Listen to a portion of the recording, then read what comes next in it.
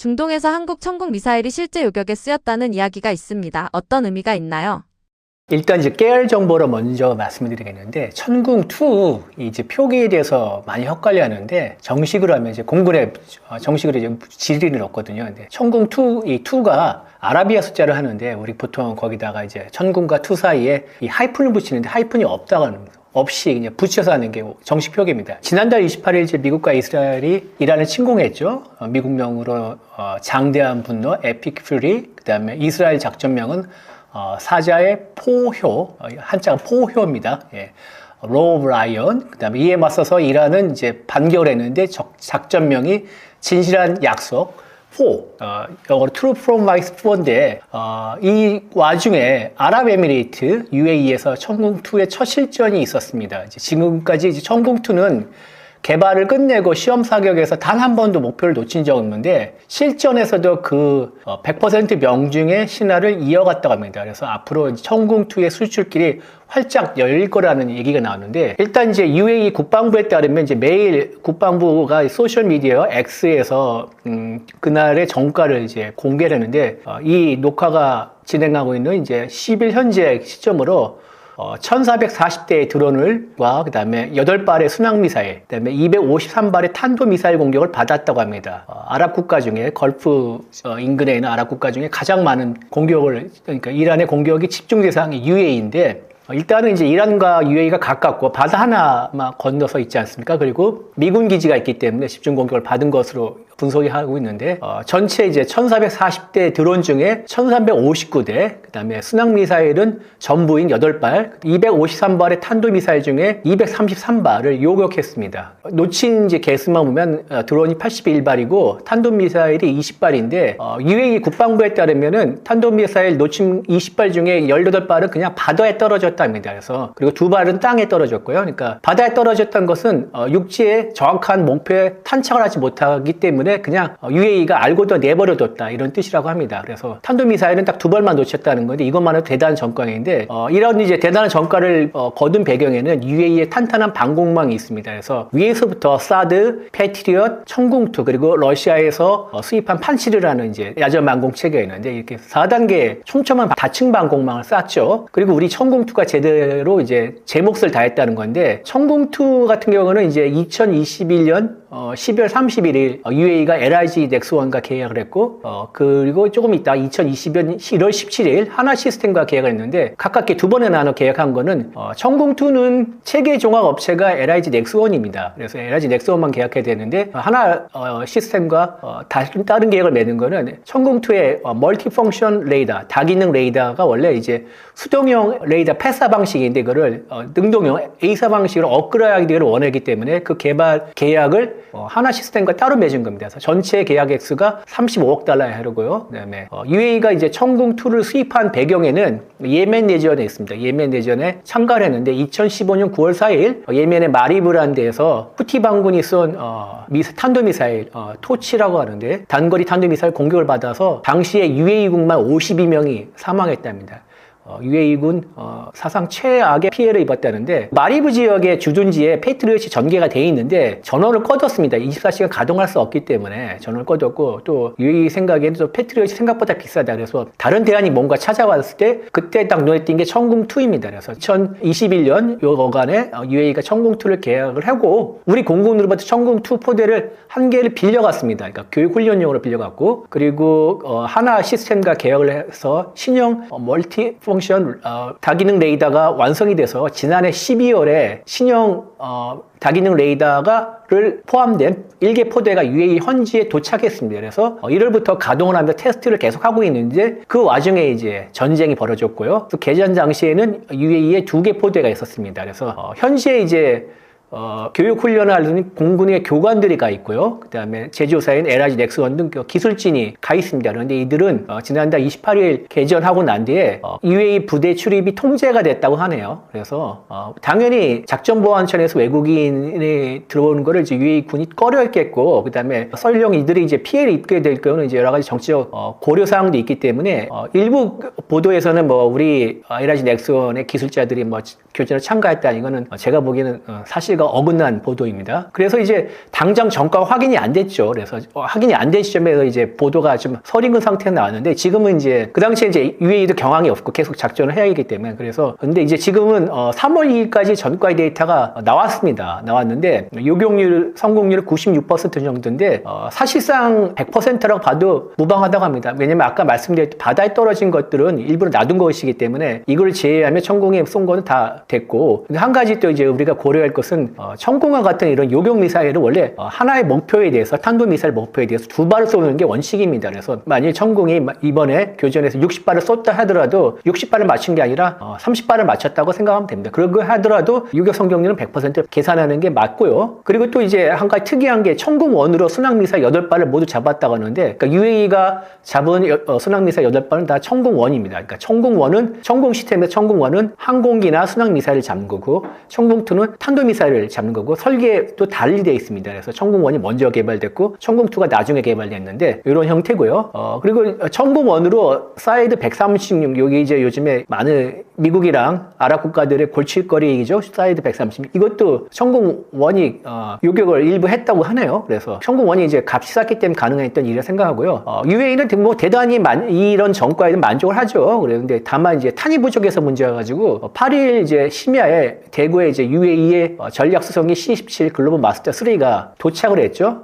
그리고 그래서 이제 예비탄을 뭐 한 30발 정도를 원래 일정보다 빨리 가져갔죠. 근데 왜 대구에 내려가냐? 천공의 체계 종합업체인 LIG 넥스원 공장이 구미에 있기 때문입니다. 바로 대구랑 구미에 붙어 있죠. 그래서 한국과 아랍에미리트는 이제 지난해 11월 양국 정상회담을 하고 100년 동행을 목표로 해서 영구적, 불가역적, 특별 전략적 동반 관계로 격상을 했죠. 말이 좀 어렵지만 전략적 동반자 관계라는 것은 동맹에 준하는 동맹은 아니죠. 군사 동맹은 아니지만 거기에 버금가는 양국의 관계를 맺자는 거고 그래서 이 관계를 한국이 당시의 약속을 성실히 지키고 있다. 이거를 좀 보여주고 있죠. 물론 이제 공짜는 아닙니다. UAE가 600만 배럴의 석유를 이제 한국한테 보내주고 약속했고 그다음에 교문 철수를 돕겠다고 했으니까 이제 서로 뭐 윈윈이고 지난해 11월에 맺었던 양국의 특별한 외교적 관계도 확인하는 효과가 있고요. 이를 이제 계기로 총농지역에서 천궁2의 붐이 일 것으로 보입니다.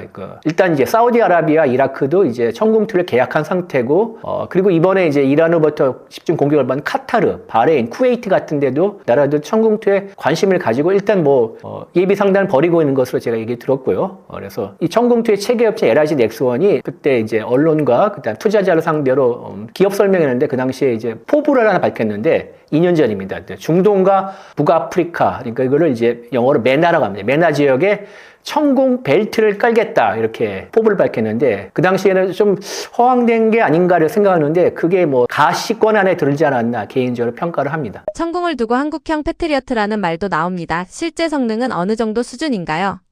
천궁의 일개 포대는 아까 말씀드린 다기능 레이더와 그다음에 교전 통제소, 그러니까 미사일을 발사하고 이런 거 지시를 내리는 곳입니다. 그다음에 미사일 발사대가 있는데 이동형 미사일 발사대 트럭에 바로 실려가지고 자유롭게 움직일 수도 있습니다. 근데 한 대의 이동형 발사대에 미사일 8발이 들어갈 수가 있습니다. 그래서 보통 최소 단위로 4개의 미사일 발사대가 있기 때문에 그리고 최대는 6발 정도 6개 하기 때문에 32발에서 48발까지 한 개 포대에서 쏠 수가 있는 거죠. 그리고 아까 말씀드린 천궁에 1, 2가 있는데 항공기와 순항미사일은 천궁 1이 그 다음에 탄도미사일은 천궁 2가 상대를 하고요. 천궁 2 기준으로 최대 사거리는 한 50km고 최고 유격고도는 20km, 최대 속도는 마호 5 이렇게 알려져 있는데 이거는 다 확인된 수치가 아니라 추정치입니다.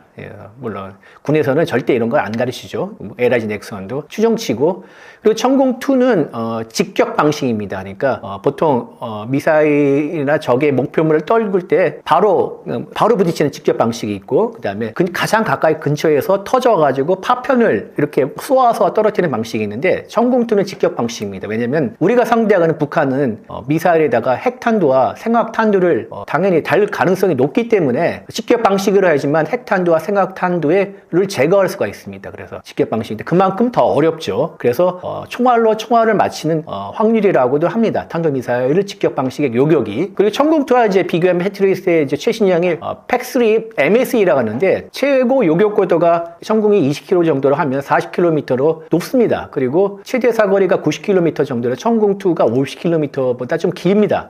속도는 둘 다 마하 5급이고요. 팩3 MSE의 장점은 실전 경험이 풍부하다. 그래서 뭐 다양한 환경에서 했었죠. 특히 우크라이나에서는 러시아의 극초음 미사일도 요격한 경력도 있습니다. 그런데 이제 이번에 천궁2도 실전을 치르면서 나름 이제 데이터를 쌓아서 이것은 차근차근 이제 격차를 줄여가고 있는 상황이죠. 천궁의 장점은 팩3와 비교해서 360도 교전이 가능하다는 겁니다. 팩3 MSE 레이더는 이제 AN/MPQ-65라고 하는데 이거는 한쪽으로 고정돼서 사용합니다. 그러니까 한 방향으로만 딱 방향을 옮기려면 레이더를 이렇게 방향을 틀어줘야 되죠. 근데 천궁2 레이더는 360도 빙빙 돌아갑니다. 그래서 돌아가서 적의 탄도미사일 등 목표를 탐지할 경우는 그 방향으로 딱 고정해 놔서 추적을 해가지고 조준을 하는 겁니다. 그래서 이렇게 만든 이유는 뭐에 되냐면 제가 이제 ADD에서 국방과학연구소 천궁2 개발에 참가했던 핵심 관계자 인터뷰했는데 한반도 지역이 너무 복잡해가지고 우회 침투나 적어도 침투할 구멍이 너무 많다. 그래서 천궁 레이더는 360도 회전하여서 이런 구멍을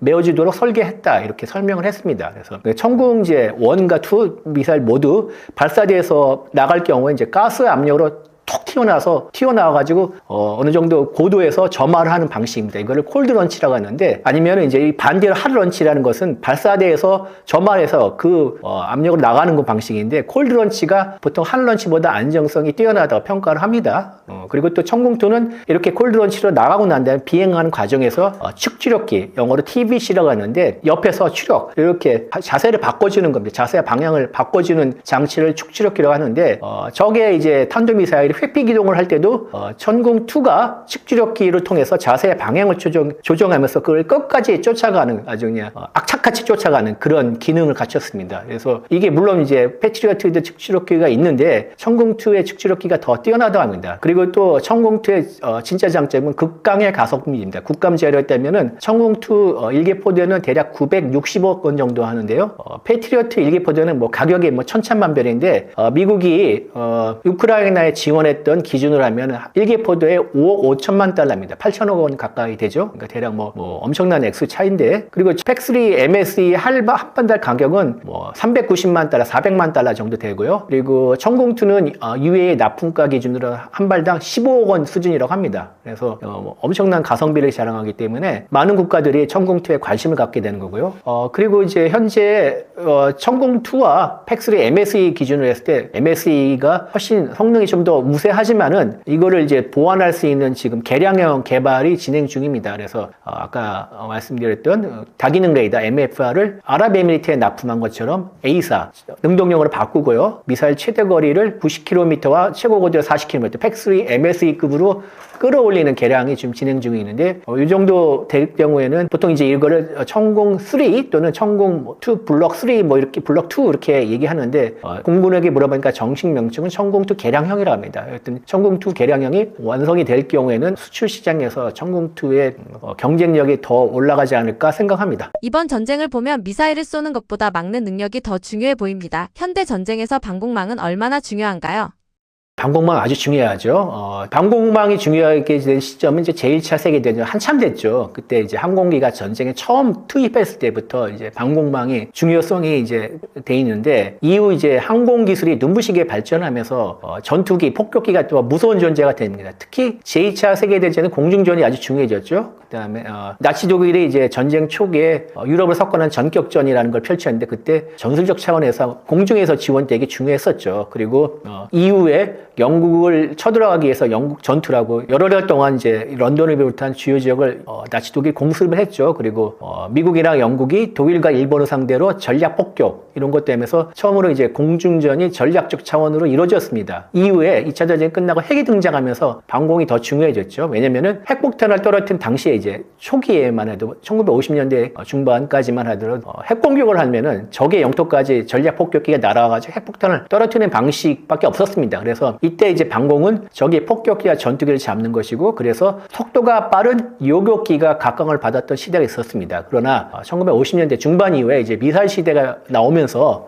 미사일로 적의 전투기를 잡는 이제 방공으로 진화했습니다. 그런데 전투기는 굉장히 비싸죠. 한 대의 가격이. 그리고 조종사 훈련하는 것도 못지않게 돈이 많이 듭니다. 그래서 돈이 없는 나라에서는 상대적으로 이제 싼 미사일을 중심으로 방공 체계를 구축하는 게 관리가 됐습니다. 특히 이제 베트남 전쟁에서 월맹이 미사일로 미 해공군의 전투기나 폭격기를 많이 격추한 게 그 하나의 사례입니다. 그런데 이렇게 이제 미사일이 전투기만 상대를 하다가 탄도미사일까지 상대할 필요성이 있는데, 왜냐면은 재래식 탄두를 단 이제 탄도미사일의 정확성이 높아졌습니다. 그래서 미사일을 잡는 방공이 이때부터 중요하게 됐는데, 아까 말씀드린 정미사일을 하늘에서 요격하는 게 아주 어렵습니다. 총알을 맞히는 수준이라고 합니다. 그 정도 어려웠는데, 그래서 처음에는 미사일 요격이 어떻게 되냐면 지금처럼 뭐 천궁이나 패트리어처럼 정확하게 유도를 해서 조준을 해서 맞추시는 게 아니라 핵미사일로 쏴가지고 핵미사일을 잡는 방식의 요격이 1950년대는 한때 유행했습니다. 그러니까 정확히 요격을 못하니까 공중에 아주 엄청난 폭발력을 해가지고 그 폭발력으로 미사일을 잡는 방식의 요격이 있었는데, 그러나 이제 패트리엇이 드디어 나왔죠.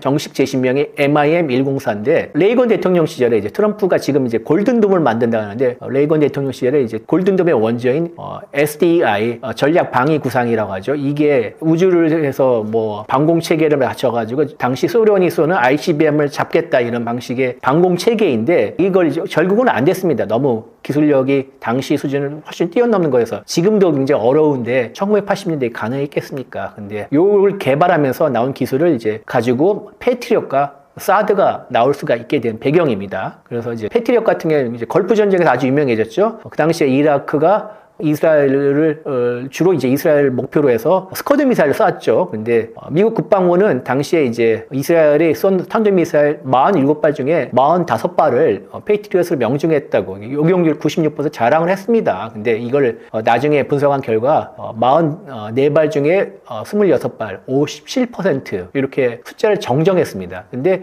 이것도 이제 미 의회 이제 회계 감사원 GAO라고 해서 우리의 감사원 비슷한 조직이 있는데, 거기는 44발 중에 4발 요격률 9%로 깎아내렸습니다. 어쨌든 간에 패트리엇을 계기로 해서 미사일로 받는 요격 방식이 정립이 됐고요. 그리고 이제 2022년 시작한 우크라이나 전쟁에 드론이 이제 등장했죠. 드론은 24시간 이 드론을 잡으려면 24시간 감시를 하고 그 다음에 정밀 타격을 할 수 있는 기술이 필요한데요.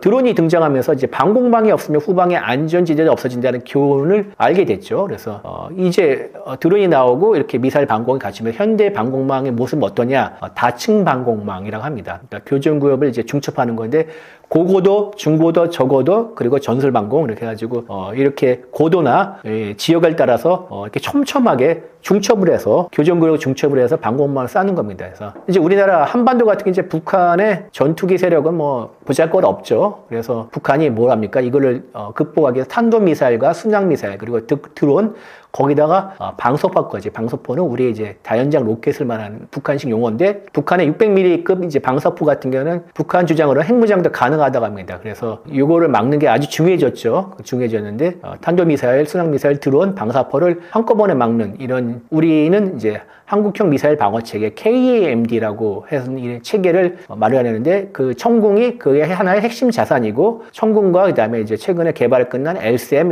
그다음에 좀 있으면 LAMD라는 게 나오는데, 방사포를 잡는 이런 것도 촘촘하게 우리도 나름대게 UAE나 방공망 촘촘한 거는 이스라엘을 최고로 꼽는데, 이스라엘 못지않은 그런 방공망을 만들고 있는 상태고요. 뭐 더군다나 이제 국산 기술을 만들었다는 게 또 중요합니다. 이번 전쟁 때문에 방공 무기 시장이 더 커질 가능성도 있나요?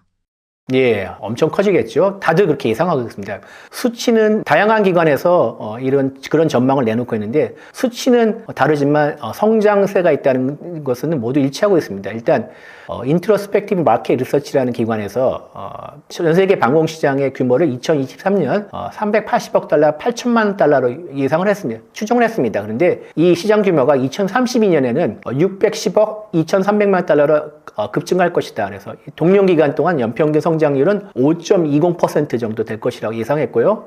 그리고 글로벌 마켓 인사이츠라는 기관에서는 지난해 방공 시장의 규모를 460억 달러, 3천만 달러로 460억 3천만 달러로 집계를 했습니다. 그런데 이 규모가 2034년에 800억 1천만 달러로 급증할 것이다. 거의 뭐 2배죠. 앞에 인트로스펙티브나 글로벌 마켓이나 둘 다 2배 정도. 이 같은 기간의 연평균 성장률은 5.7%고요. 러시아 우크라이나 전쟁 이후에 이제 각국이 이제 국방비를 확대하는 것은 전 세계 이제 군비 경쟁 시대에 돌입을 했죠. 그래서 요격 미사일과 레이더, 그다음에 AI 기반의 자율방공 시스템에 대한 수요가 늘어났기 때문에 이 두 기관에서 2배 이상 시장이 성장할 것이라고 예상한 것으로 보입니다. 특히 새로운 위협이 등장했죠. 극초음속 미사일과 드론입니다. 그래서 기존 방공 자산은 이 두 극초음속 미사일과 드론을 잡기가 좀 쉽지가 않습니다. 그래서 방공 자산의 업그레이드와 업데이트가 필요하기 때문에 아까 뭐 강조했던 바지 통합 방공망이 필요하기 때문에 그래서 통합 방공 미사일 방어 시스템 IMD라는 이 체계가 전 세계적 대세가 되어 있습니다. 그래서 거기에 대한 투자가 많이 필요하고 그리고 많이 할 것으로 예상합니다. 그리고 더군다나 이제 이번에 중동에서 전쟁이 벌어지면서 미국과 이스라엘 그리고 걸프 국가들에서 요격 미사일 재고가 많이 감소했죠. 물수듯이 쏘았기 때문에. 그래서 이걸 또 채우는 데 또 수요가 있습니다. 그래서 물론 이제 미국이 이제 국방비와 첨단 기술을 바탕으로 전 세계 방공 시장을 주도할 것입니다. 그러나 중동에서는 틈새 시장이 있을 것이고 그 틈새 시장 한국이 천궁2를 내세워서 등장할 가능성이 아주 높다고 생각합니다. 다만 이제 경쟁자가 있죠. 경쟁자는 튀르키예입니다. 튀르키예는 미국의 골든돔과 비슷한 자국 방공 체계로만 만든 스틸돔이라는 독자적인 통합 방공 체계를 이제 쌓고 있습니다. 그래서 여기에 나름대로 기술력이 있고 그리고 튀르키예 같은 경우는 중동 국가와 같은 이제 무슬림 국가이기 때문에 좀 더 어필할 수 있는 면이 있어서 우리의 강력한 경쟁자가 될 것이라고 개인적으로 생각합니다. 한국의 미사일 방어 기술 수준은 세계에서 어느 정도인가요?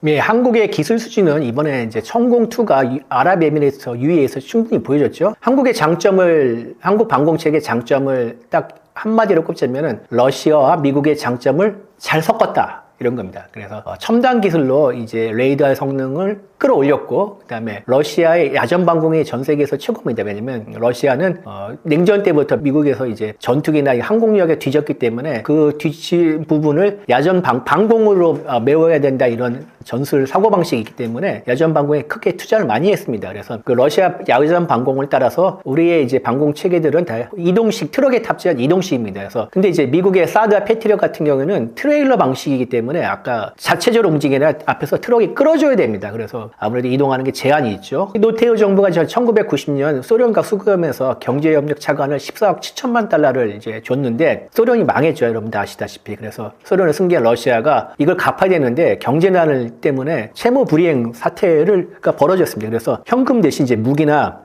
방산 기술로 갚는다는 내용의 계약을 맺었는데 이게 이제 이른바 불검 사업이라고 합니다. 근데 다들 이제 천궁과 천궁2가 이제 불검 사업의 결과라고 하는데 제가 이제 여러 군데 취재해봤는 거는 불검 사업과 직접적인 연관은 없어요. 별개의 계약입니다. 러시아의 알마지라고 해서 그 러시아의 이제 방공 미사일, 방공 체계를 생산하는 회사가 있는데 한국은 이제 알마지와 중거리 방공 체계 개발과 관련한 기술 지원 계약을 따로 맺었습니다. 그래서 알마지는 이제 한국이 대중 개발비로 신형 중거리 방공 레이더 시제품을 만들어서 이거를 바탕으로 한국에게 기술을 제공하는 조건이라고 하고요. 그래서 그때 알마지가 만든 게 이제 S350이라는 또 중거리 방공 체계가 있습니다. 천궁과 사촌지간이라 하는데요. 근데 이제 아까 말씀드렸죠. 냉전 때 이제 소련은 공군력이 미국보다 뒤졌기 때문에 공군과 별도의 조직을 방공부를 따로 뒀습니다. 그래서 전통적으로 이제 방공무기 투자를 많이 했고 그래서 원래 이제 천궁을 처음 개발할 때는 미국한테 먼저 손을 내밀었죠. 그런데 워낙 값을 비싸게 불렀기 때문에 그래 러시아를 선택한 거고요. 러시아가 한국과 기술 개발을 협력을 하겠다 약속을 했지만 자기 기술을 이렇게 선뜻 쉽게 내주게 했습니까? 그래서 우리는 반대로 이제 러시아로부터 핵심 기술 하나라도 더 가져오고 싶어 했겠죠. 그래서 한국이 이제 러시아의 엔지니어의 마음을 사려고 온갖 노력을 다했는데 그 중에 하나가 수리라고 합니다. 그 러시아 수도 모스크바에서 북쪽으로 한 조금 올라가면 두부나라는 도시가 있습니다. 두부나는 한때 이제 비밀 도시였는데 냉전 때 왜냐면 여기에 당시 소련의 합동 원자력 핵 연구소 JINR이 있습니다. JINR은 미국의 로스 앨러머스 국립연구소와 함께 냉전 시대 미국과 소련의 핵무기를 개발한 연구소고요. JINL에서 중국과 북한이 핵기술을 처음 배워간 또 그런 곳이기도 합니다. 하여튼간에 여기가 이제 소련의 비밀 연구 도시였는데 여기에 이제 2004년 한국의 기술진이 두 분에 가서 진을 쳤습니다. 그 당시에 이제 알마즈와 계약한 거에 따라서 방공 레이더 기술, 멀티 펑션 레이더, 다기능 레이더 기술을 지원을 받는데 뭐 설계도 이제 지원을 받는데 다 성실하게 안 알려주는 겁니다. 그래서 어떻게 했냐? 매일 러시아는 점심을 먹고도 보드카 한잔 하는 게 문화죠. 그래서 매일 저녁에 술판을 벌이는 거예요. 그래서 러시아 엔지니어를 불러가지고 근데 러시아가 엔지니어들이 독한 보드카를 먹는서 이제 술이 굉장히 강합니다. 그래서 술로 이기게 되는데 어떻게 했냐? 항공 문화다 그래가지고 술잔 돌리기 신공을 펼치는 겁니다. 그래서 한 명한테 우리 엔지니어들이 모두 다 이제 주고 다음 사람이 주고 그러면은 그 러시아 엔지니어 한 명은 우리 엔지니어 여러 명을 상대하는 건데 혼자 상대하다 보니까 아무래도 일찍 취할 수밖에 없죠. 그러면 한 명이 취하면 또 다른 엔지니어도 하고 이렇게 해가지고 모든 엔지니어를 초토화하는 그런 또 전술을 펼쳤다고 합니다. 그래서 러시아 엔지니어들이 한국 사람들 보고 술로는 한국을 못 이기겠다 뭐 이런 말이 나올 정도로 했는데 결국 그래가지고 물론 이제 술로만 이기겠습니다. 한국 특유의 이제 따뜻한 정으로 러시아 엔지니어들 마음을 잘 녹여서 기술을 많이 받아왔죠. 그런데 뭐 러시아 기술만 있는 게 아니라 아까 이제 천공의 다기능 레이더가 360도 돌아간다고 하는데 이거는 한국의 기술이라고 합니다. 당초 이제 러시아가 이제 준 그 레이더의 회전 모터는 엉망이라고 합니다. 툭하면 고장이 나와가지고 그래서 우리 이제 K2 소총을 만든 S&T 모티브가 이 새로운 모터를 개발해서 그걸 했는데 이게 엄청 좋은 겁니다. 그래서 이게 또 S&T 모티브가 당시에 이제 천공의 모터를 기술을 이제 개발하면서 그걸 발판으로 해가지고 전기차 모터 시장에 또 뛰어들게 됐습니다. 그래서 그런 또 계기가 됐고요.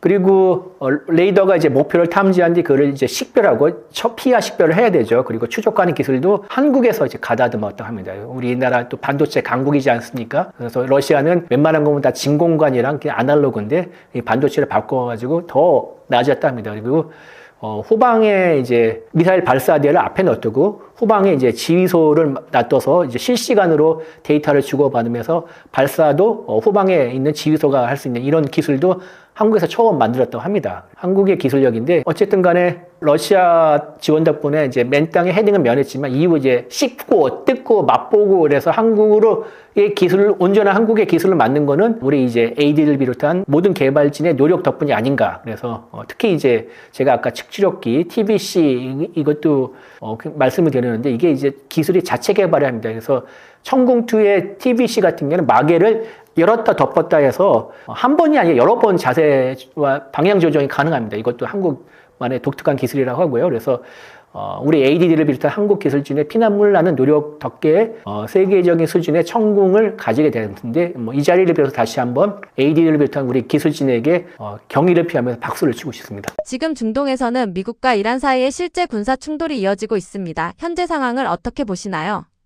예, 도널드 트럼프 미국 대통령이 이제 장대한 분노 작전이 곧 끝날 것 같다. 그리고 장담을 했죠. 그래서 이제 현지 시간을 9일 이제 플로리다에서 하원 공화당 회의가 있는데 거기서 이제 연설을 하고 나서 도널드 트럼프 대통령 기자회견을 했는데 이제 이런 얘기했습니다. 이번 주 내 또는 며칠 내 전쟁이 끝날 것 같냐 이렇게 이제 기자들이 질문을 하니까 아니다. 그러나 매우 조만간이다. 이렇게 답을 했죠. 그래서 당초에 이제 트럼프 대통령은 초기에 이번 작전이 이제 한 4주에서 5주 정도 걸릴 것이라고 예상한다. 이렇게 답했는데 그것보다는 되게 진일보한 그런 발언입니다. 그래서 뭐라고 얘기냐.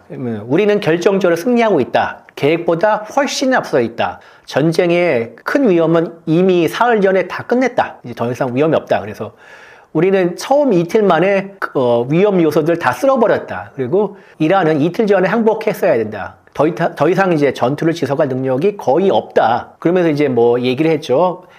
이란 해군 51척을 격침했고, 미사일 발사의 90%를 제거했고, 드론 발사의 83%를 제거했고, 참수작전 적지보도도 없애버렸고, 드론 공장의 위치를 모두 파악해서 지금 공격 중이다. 그러면서 뭐라고 했냐, 또 의미는 남은 건 나의 태도다. 그러니까 내가 전쟁 종식을 결정하겠다. 그러면서 이제 이 말을 보면은 6일에 트럼프 대통령이 트루스 소셜에다 무조건 항복 외에 이란과의 협상은 없을 것 이렇게 얘기했는데 그거가 또 일맥상통하는데 우리가 트럼프가 어떤 대통령이 어떤 사람입니까? 오락가락이지 않습니까? 초지일관이라는 전혀 없는 그렇게 트루스 소셜에 올리고 난 다음에 또 악시오스라는 이제 정치 전문 매체의 인터뷰에서는 뭐 저 무조건 항복이 반드시 뭐 공식적인 항복문서 조인을 의미하는 거 아니다. 그래서 이란이 전투를 지속할 능력을 파괴하는 것이 무조건 항복이다. 내가 의미하는 거 이렇게 좀 말이 왔다 갔다 합니다. 뭐 어쨌든 간에 기자가 아까 이제 일주일 이내 끝나냐는 질문을 하면서 이제 곧이라고 하면서도 이번 주는 아니라고 얘기했죠. 아까의 이제 전쟁이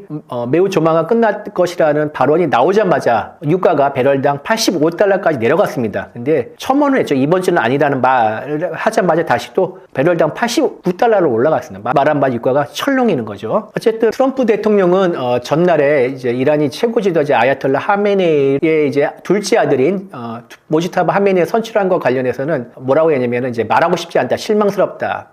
모지타바를 최고 지도자 라흐바르로 선택한 것은 이란에 더 큰 문제를 초래할 것이라 생각한다. 이렇게 설명을 했죠. 이 앞서서 5일에는 이제 우리가 이란을 이끌 지도자 선택의 과정에 관여하고 싶다. 그래서 그래야지만 5년마다 공습을 반복하지 않아도 되고 그다음에 이란 국민에도 좋고 나라에도 좋은 지도자가 필요하다. 그래서 내가 그러니까 트럼프 자신이 이란 차기 지도자 선정에 적극 개입하겠다는 이런 뜻을 내미쳤는데 그게 안 되니까 삐진 거죠, 한마디로.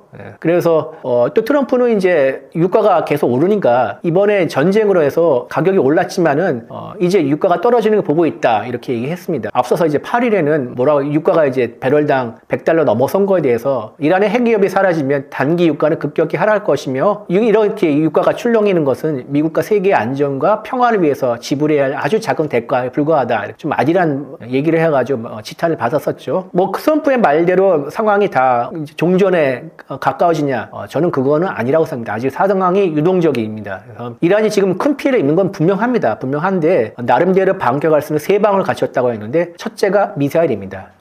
이란 혁명 수비대는 9일 이제 그 모지타브 하메네이 차기 최고 지도자를 헌정하는 미사일도 보여주면서 그 군사작전을 개시한다고 발표를 했죠. 이란의 혁명수비대 항공우주군 사령관은 이제 앞으로는 1톤 미만의 자잘한 미사일은 안 쏘겠다 이렇게 밝혔습니다. 그래서 앞으로 미사일을 이제 쏘는 미사일의 위력과 이를 빈도를 늘리면서 위력도 늘리겠다. 그리고 사거리도 더 늘리겠다. 이런 방침을 분명히 밝힌 것이라고 생각합니다. 물론 이제 일각에서는 이동식 미사일 발사대가 부족한 현상 때문에 이런 발언을 하지 않았나. 왜냐면 이제 전쟁 전에는 이동식 미사일 발사대가 한 480대 정도 있을 거로 추정했는데 현재는 120대로 급감했다는 그 예상이 지배적이거든요. 그러나 그럼에도 불구하고 앞으로는 센 것만 쏘겠다. 그러니까 자기네들이 얘기했던 어떤 조건을 만족해서 그러니까 미국과 중동에 있는 이제 걸프 국가들의 유격 미사일의 재고를 많이 떨어뜨렸기 때문에 앞으로는 특히 이스라엘도 마찬가지로 떨어뜨렸기 때문에 앞으로는 이제 센 것들을 쏘겠다. 그럼 뭘 쏘겠냐? 보통 이제 코람샤르4 그리고 에마드와 같은 이제 IRBM, MRBM 그다음에 세질2도 이렇게 이런 것들인데 공교롭게도 코람샤르4랑 에마드는 북한과 관련되어 있습니다. 코람샤르4는 무수단에서 파생했고요. 에마드는 노동 미사일의 개량형입니다. 그래서 북한과 이스라엘의 특별한 관계를 보여주죠. 이런 이제 장거리 미사일, IRBM, MRBM을 또 쏠 뿐더러 극초음속 미사일인 이제 파타1과 파타2도 쏠 것으로 보입니다. 왜냐면 지금까지 이 극초음속 미사일을 안 쐈거든요. 지난해 12일 전쟁에서는 이스라엘 상대로 이제 막판을 쐈는데 맛배기만 보여주는데 지금은 이제 아껴두고 있습니다. 그래서 결정적일 때 쏠 것 같다 이렇게 보이고요. 둘째, 드론입니다. 드론은 뭐 수천 대를 지금 가지고 있는데 지하나 이제 비밀 공장에서 아마 계속 찍어내는 것으로 보입니다. 트럼프 대통령이 아까 말씀하신 대로 이제 이런 드론 공장의 위치를 다 파악했다고 했지만은 글쎄 그게 가능한지는 모르겠고요. 샤헤드 이제 136 같은 거, 136 같은 경우는 최대 날아갈 수 있는 비행 거리가 2,500km입니다. 엄청나죠? 근데 물론 이제 파괴력은 약합니다. 탄두의 무게가 50kg이 안 되기 때문에 하지만은 분명히 이거 시민적 충격을 준 데는 이만한 게 없죠. 그리고 아까 말씀드렸듯이 이제 석고 쏘기를 해서 값비싼 방공 자산을 소진하는 또 효과도 있고요. 이미 이제 샤헤드 샤헤드 136과 같은 드론이 이제 카타르나 아랍에미리트, 요르단에는 레이더를 파괴했습니다. 그리고 특히 문제가 되는 게 사드의 이제 레이더인 ANTPY-2, 우리나라 이제 경북 성주에도 이제 배치가 됐고 한한령을 부렸죠. 이게 이제 뭐 1000km 밖에 있는 미사일의 궤적도 뭐 추적한다 해서 중국이 한한령을 선포한 계기가 이 ANTPY-2 레이더인데 이 레이더도 일부 파괴가 된 것으로 위성사진 결과 드러났다고 이제 미국의 CNN 여러 언론들이 얘기했죠. 이거는 뭐 드론으로 파괴할 거라고 다들 추정합니다. 그래서 이제 앞으로 이런 드론과 미사일을 어떻게 막을 건지 이게 관건이고요. 이제 셋째가 호르무즈 해협인데 호르무즈 해협은 여러분도 아시다시피 상당히 좁은 데는 이제 34km 정도 굉장히 좁은데 특히 이제 오만과 이란 사이 이 해협이 제일 좋습니다. 근데 이게 또 대형 유조선이 다닐 만한 깊이의 지역은 이 호르무즈 해협 34km 중에서도 9km인데 모두 이란 쪽 영해에 있습니다. 이게 문제입니다. 그래서 이란은 호르무즈 해협을 봉쇄하겠다고 했는데 본격적으로 봉쇄를 지금 안 하고 지금 겁반만 하고 있는 상태죠. 그래서 봉쇄를 하려면은 제 생각에는 기뢰를 깔 것 같습니다. 그래서 기뢰는 뭐 전투함에서 까는 게 아니라 어선에서도 깔 수가 있어요. 어선, 민간 선박을 위장해서 어선이나 뭐 이런 데서 기뢰를 불설할 수가 있고, 가다르급이라 가지고, 북한의 상어급을 이란이 수입했는데 그 작은 잠수함입니다, 굉장히. 그 작은 잠수함으로 거의 잠수정급인데 이거로 기뢰 부설도 가능합니다. 그래서 이런 것도 가능하고, 이란 이라크 전쟁이 벌어졌던 1987년에 이란이 호르무즈 해협에 수백 개의 기뢰를 깔았습니다. 그래서 이제 일부 피해가 있었는데, 그때 기뢰를 제거해서 통량을 재개하는 데만 4주가 걸렸습니다. 그리고 완전히 다 제거하는데 1년 이상이 걸렸고요. 근데 현재 이란은 5,000개의 기뢰를 보유한 것으로 추정하니까 이 5,000개를 다 깔 경우에는 제거하는데 시간이 만만치 않게 걸리겠죠. 그리고 기뢰만 있는 것이 아니라 자폭보트도 있습니다. 그러니까 사람이 직접 자폭하는 게 아니라 이제 무인 수상정이죠. 조그만 어선과 모터보트를 위에다가 폭탄을 집어넣고 그걸 조정해서 유조선이나 컨테이너에 돌진하는 그런 형태의 공격을 하는 건데 이미 이제 후티 반군이 뭐 이걸 홍해에서 한번 시험을 해봤죠. 그리고 또 대한미사일도 아주 많이 갖고 있습니다. 그래서 이제 트럼프 대통령은 미국이 유조선을 호위하겠다 장담했는데 지금 미국에 있는 유조선을 호위할 만한 전투함 세력들은 다 이란을 지금 타격하는 임무에 바쁘죠. 그리고 아니면 또 이란으로부터 항공모함을 호위하는 임무에도 투입이 돼 있는 상태고 그래서 호위도 제대로 할 수가 없습니다. 그래서 이제 미사일 그다음에 드론, 그 다음에 호르무즈 해협 봉쇄 이 세 가지가 앞으로 전황이 어떻게 될 것인가 가늠하는 중요한 변수로 떠오를 것 같습니다. 미국 항공모함과 공군 전력이 중동에 계속 모이고 있습니다. 이런 움직임은 어떤 의미인가요? 7일 이제 폭스뉴스에 따르면 미국이 중동 지역에 세 번째 항공모함을 배치할 준비를 마치고 있다 이렇게 되어 있죠. 지금 현재 미국은 중동 지역에 제럴드 R 포드 함과 그 다음에 에이브럼 링컨함 두 척의 항공모함을 가지고 있죠. 그래서 근데 이제 조지 H.W. 부시함이 최근 미국 동해안 지역에서 컴퓨텍스라는 훈련을 마쳤습니다. 항모 전단 통합 훈련인데. 이 훈련은 이제 항모 정단의 전투 준비 태세를 확인한 거예요. 마치면 바로 투입이 가능합니다. 그래서 그 항모 세 척이 모이는 것은 미국이 전쟁을 벌이고 있는 징후 중에 하나입니다. 그래서 2017년 이제 북한의 핵미사일 위기가 최고였을 때 동해에 이제 미국 항공모함 세 척이 집결한 적이 있었죠. 그래서 그때 막 전쟁이 나냐 마냐 그런 것 때문에 되게 걱정들 많이 했는데 세 척이 모이면 이제 본격적으로 정쟁을 준비한다. 미국이 이런 뜻이고, 그래서 이제 세 척을 준비할 때가 있죠. 그리고 현재 이제 부시함은 동지중해 쪽으로 이제 이동할 것으로 보이고, 그리고 포드함 같은 경우는 지금 수에즈 운하를 지나서 홍해로 진입한 상태입니다. 두 포드함이 링컨함과 만날 수도 있다는 그런 예상도 나오고 있습니다. 그리고 지금 이제 미국의 전략 폭격기인 B-52 5대가 유럽으로 왔는데 세 대는 영국으로 갔고 두 대는 이제 독일 쪽으로 갔다는 또 보도가 있고요. 그리고 이제 B1도 영국에 전개가 돼 있습니다. 그래서 B1과 B52는 특히 이제 둘 다 이번 작전에 투입이 됐는데 지금까지는 미국 본토에서 수많은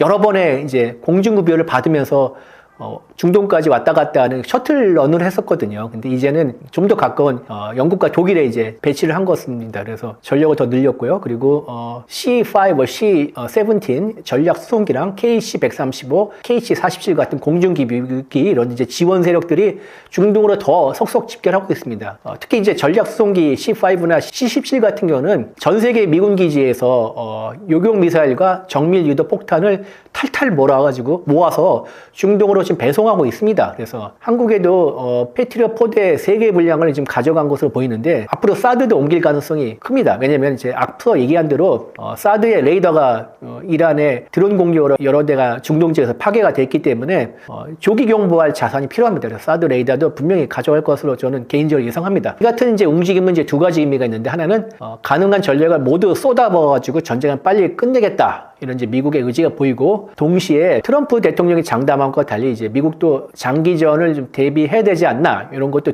동시에 있다고 개인적으로 생각합니다. 이란은 드론과 탄도미사일 전력을 계속 사용하고 있습니다. 실제 군사력은 어느 정도 수준인가요?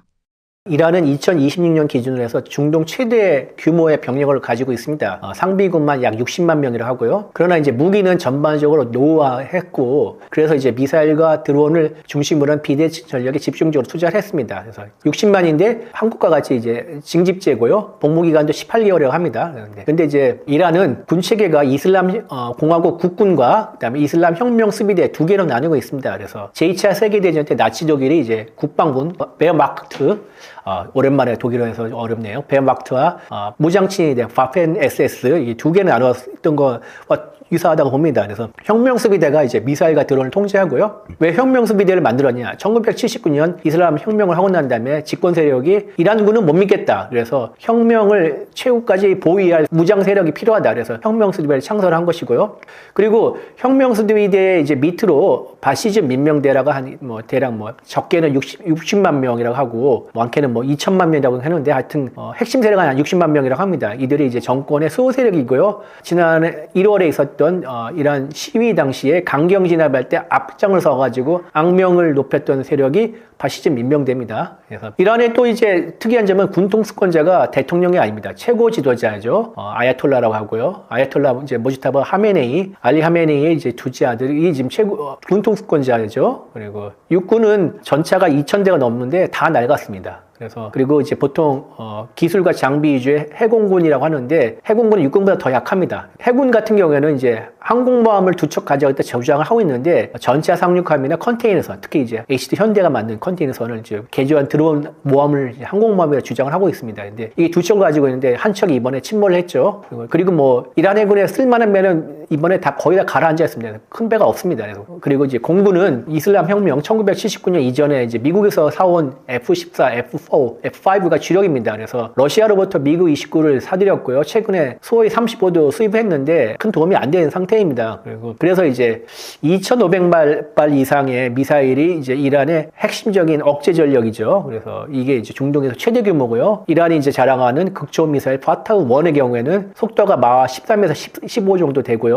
사거리는 최대 사거리는 1,400km로 추정합니다. 그리고 또 하나의 이제 세력이 이제 드론인데 드론은 이제 샤헤드 136이 대표적이죠. 2021년에 개발을 끝냈는데 이 샤헤드 136의 원조라고 할까 이스라엘의 하롭이라는 드론을 많이 참조했습니다. 가오리 모양의 삼각형 날개에 있고 콩지 엔진이 달렸다는 거에서 보면 이게 이스라엘의 하롭이 이렇게 생겼거든요. 근데 샤헤드 136도 이렇게 생겼습니다. 그래서 2022년 이제 러시아가 우크라이나를 침공한 다음에 전황이 이제 제대로 안 돼서 이란으로부터 샤헤드 130을 수입해서 많이 썼죠. 그리고 계란2, 우리가 먹는 계란이랑 계란2라는 이름으로 현지에서 생산도 하고 있습니다. 그래서 이제 미국이 또 이거를 중동과 우크라이나에서 비밀작전을 통해서 샤헤드 136을 입수를 했습니다. 그리고 이를 베껴가지고 만든 게 루카스, 저비용 무인 전투 공격 시스템의 약자입니다. 그래서 제식명은 MQM-172, 에로헤드라고 하죠. 1A 편도 공격 드론 또는 자폭, 가미카제 드론이라고 부르는데 이것을 만들어서 자존심 다 떼고 이란의 샤헤드 136이 괜찮으니까 실전 데이터가 풍부하고 신속히 배치하려면 자존심 다 떼고 베끼는 게 최고다 해서 피테그세스 국방부 장관이 명을 했죠. 빨리 베껴라. 그래서 했는데 물론 이란의 샤헤드 136과 완전 똑같이 없어요. 미국의 첨단 기술 DNA가 입력이 돼 있죠. 특히 이제 AI 칩이 달려서 자체적으로 목표를 찾아서 갈 수 있는 기능도 있고요. 스타링크도 탑재해서 미국 본토에서 조정도 가능할 수도 있습니다. 그래서 이제 이번 전쟁 개전 당시에 이란 방공망을 부수는데 루카스가 큰 기여를 했습니다. 그래서 미국의 이제 중부사령부의 사령관, 중부사령부가 이번 작전의 핵심 지휘 시설이죠. 지휘하는 곳이죠. 담당하는 곳인데 중부사령관의 이제 해군 대장 브래드 쿠퍼 제독이 루카스 MQM-136 에로헤드 보고 없어서는 안 될 전력. 영어로 indispensable이라고 칭찬을 했습니다. 근데 이제 뭐 이게 샤헤드 136이 이제 먼 중동의 일이냐? 절대 아닙니다. 한반도에도 상관이 있습니다. 북한이 이제 러시아를 도와서 우크라이나 전쟁에 참전해 지원을 나갔죠. 그래서 러시아로부터 계란2, 그러니까 샤헤드 136의 러시아판 기술을 들여와가지고 현재 생산 중이라는 첩보가 있습니다. 그래서 유사시에 북한판 샤헤드 136, 북한판 계란2를 한국을 상대로 이제 무차별적으로 날릴 것으로 예상들 하고 있습니다. 그래서 우리도 이에 대한 대비가 필요하다고 생각합니다. 중국과 러시아는 이란과 가깝지만 적극 개입은 자제하는 모습입니다. 두 나라가 조심하는 이유는 무엇인가요? 중국과 러시아, 이란은 아주 긴밀한 관계죠. 그래서 중국, 러시아, 이란, 북한까지 합쳐서 앞자를 써가지고 크링크란 말 쓰죠. CRINK. 중국, 러시아, 이란, 북한. 크링크라는데 사실 모래 같은 조직이다. 이렇게 이번에 드러났죠. 중국과 러시아 같은 경우는 2016년에 이제 포괄적 전략적 동반자 관계를 수립했고, 그리고 러시아와 이란은 2025년에 포괄적 전략적 동반자 조약을 맺었죠. 우리나라 기준으로 해서 외교 단계가 있습니다. 그래서 처음에 이제 단순한 수교국이고, 그 다음에 포괄적 동반자 관계, 전략적 동반자 관계, 포괄적 전략 동반자 관계, 그리고 글로벌 전략적 동반자 관계, 글로벌 포괄적 전략적 동반자 관계, 이렇게 7단계가 있는데 뭐 너무 어렵습니다. 어렵는데 하여튼 중국과 러시아가 각각 이란과 맺은 단계는 이 7단계 중에 5단계다. 그래서 군사동맹까지는 아니지만 정치, 군사, 경제적으로 긴밀하게 협력하겠다는 의사를 밝힌 사이다. 이렇게 보시면 됩니다. 그리고 이란은 이제 중국과 러시아가 만든 국제기구죠. 브릭스와 상하이 협력기구, SCO의 회원국이죠. 그리고 지정학적으로 중앙아시아, 코카서스, 그 다음에 중동, 유럽을 연결하는 연결고리입니다. 그래서 굉장히 중요한데 중국과 러시아는 이번 전쟁에서 관망하고 있습니다. 그래서 물론 립 서비스는 충분히 하고 있습니다. 가장 이제 최근 같은 경우는 이제 블라디미르 푸틴 러시아 대통령이 9일 이제 도널드 트럼프 대통령과 전화 통화를 했습니다. 분명히 이란 전쟁과 우크라이나 전쟁 얘기를 했겠죠. 근데 구체적 사항은 얘기를 안 했습니다. 그러나 트럼프는 이제 건설적 통화라고 평가를 했습니다. 그러니까 그러면 이 얘기는 보면은 푸틴이 통화에 트럼프를 강하게 비난하지는 않았다는 그런 뜻으로 해석할 수가 있습니다. 뭐 이제 러시아 외무부 같은 경우는 미국과 이스라엘에 대해서 뭐 정당하지 못한 공세다 이렇게 비난했고요. 뭐 그리고 뭐 알리 하메니 참수 작전에 대해서 뭐 사냥, 뭐 정치적 암살 이렇게 비난했죠. 그런데 러시아는 동시에 이제 뒤편으로 이란한테 위성 정보를 제공해서 러시아가 제공한 위성 정보를 바탕으로 중동 미군 기지를 뭐 정밀 타격하고 있다 이런 보도도 있습니다. 근데 이게 전부입니다. 이게 러시아가 이란한테 해주는 거. 뭐 중국 이제 외교부도 이제 말폭탄을 쏟아냈죠. 미국과 이스라엘의 이란 공격이 유엔 안전보장 이사회 승인 없이 이루어진 명백한 국제법 위반 뭐 이렇게 비난했습니다. 그러나 이제 개전 직전에 중국이 이제 이란의 무기를 장거리 수송기 긴급 수송했다는 의혹이 있고요. 또 최근 워싱턴 포스트의 보도에 따르면은 이란 국적의 컨테이너선이 중국 광저우에서 고체 미사일 연료에 해당하는 물질을 잔뜩 싣고 또 출항했다 이런 또 보도도 나오고 있습니다. 겉으로는 비난하고 속으로는 조금 도와주고 있습니다. 근데 이게 전부입니다. 왜 이렇게 하냐? 중국과 러시아 모두 미국을 의식해서 자국 이익을 최대한 챙기려는 데 목적을 하고 있습니다. 그래서 아까 말씀드렸던 크링크라는 것들은 연대나 동맹 수준이 아니고 이익에 따라 손잡는 그러니까 깡패들끼리 순간의 이익에 따라 손잡는 어떤 그런 느슨한 연합체가 아닌가 저는 개인적으로 평가합니다. 특히 크링크는 인연적 기반도 서로 다르죠. 중국은 공산주의고, 중국과 북한은 공산주의고, 러시아는 공산주의는 아니지만 권위주의고, 그 다음에 이란은 또 신정 정치죠. 그렇기 때문에 모래알 조직입니다. 그래서 이번 사태를 계기로 중국과 이 러시아의 태도를 보면 그 모래알 조직이라는 걸 보여주는 것으로 보입니다. 그래서 러시아는 이제 올 초에 그 마두로서 체포나 그 다음에 작년에 시리아 아사드 정권 붕괴 그리고 이런 것에 대해서도 지금 같은 태도를 유지했습니다. 그래서 우방국을 위해서 모험을 하지 않겠다. 우리의 이익이 최고다. 이런 태도고요. 왜 그러냐? 뭐 물론 이제 근본적으로는 지금 우크라이나 전쟁에 아직 끝내지 않기 때문에 뭐 외교적 지원이나 군사기술 협력을 할 수 있는 의지도 없고 여력도 없는 상태가 아닌가 이렇게 생각을 합니다. 그리고 중국은 이제 이달 31일부터 4월 1일까지 트럼프 대통령이 방중을 하고 있죠. 그 방중을 앞둔 상태에서 왕이 이제 외교부장, 중국의 외교수장이죠. 8일 기자회견에서 뭐라 하냐면은 군사행동을 중단을 촉구하면서 내정 불가성 원칙을 미국이 지켜야 한다 강조를 했는데 직접적인 비난을 피하고 우호적인 분위기 조성에 치중하는 모습입니다. 그래서 지금 판을 깨고 싶지 않다. 정상회담을 앞두고 이런 분위기죠. 중국의 전략은 가급적 미국을 중동에 묶어두고 그래서 아시아 태평양으로 관심을 쓰지 않게 하자. 이게 전략적 목표인데 이란과의 전쟁은 그 목표에 해당하는 거죠. 그리고 다만 이제 유가가 폭등하는 거는 이어질 수 있는 이제 대장을 막자. 그래서 미국과 이스라엘이 이란을 이제 전면적으로 지상전으로 이제 침공하지 않으면 중국은 이제 움직이지 않을 것으로 보이는 게 대체적인 결론입니다. 동시에 중국의 입장에서는 이란의 친미 정권을 수립하는 것도 원치는 않겠죠. 아까 말씀드렸듯이 이란은 유럽과 아시아에는 긴목이 있기 때문에 1대1로의 중요 거점입니다. 그래서 이거를 잃는 걸 바라지는 않겠죠. 다만 또 이제 하나 문제는 이번에 베네수엘라도 있고 그다음에 이란도 있고요. 그다음에 러시아의 그 그림자 선단이라 가지고 불법 선단에 대한 이제 각국의 통제 강화하고 있죠. 그러면서 이 세 나라의 공통점이 뭐냐? 중국이 다 국제 제재를 받고 있습니다. 그래서 중국이 이들 제재를 받고 있는 나라로부터 석유를 헐값으로 사들여가지고 막대한 이익을 거두고 있습니다. 그런데 이 세 나라가 지금 다 안 되고 있는 상태죠. 그렇기 때문에 중국 경제에 어느 정도 그림자가 들지 않을까 이렇게 생각을 하고 있습니다. 이번 전쟁에서 사우디나 UAE 같은 걸프 국가들도 긴장이 높아지고 있습니다. 이 나라들의 역할은 어떻게 보시나요? 이란은 지금 이제 수평적 확대 전략을 펼치고 있습니다. 이 말이 뭐냐?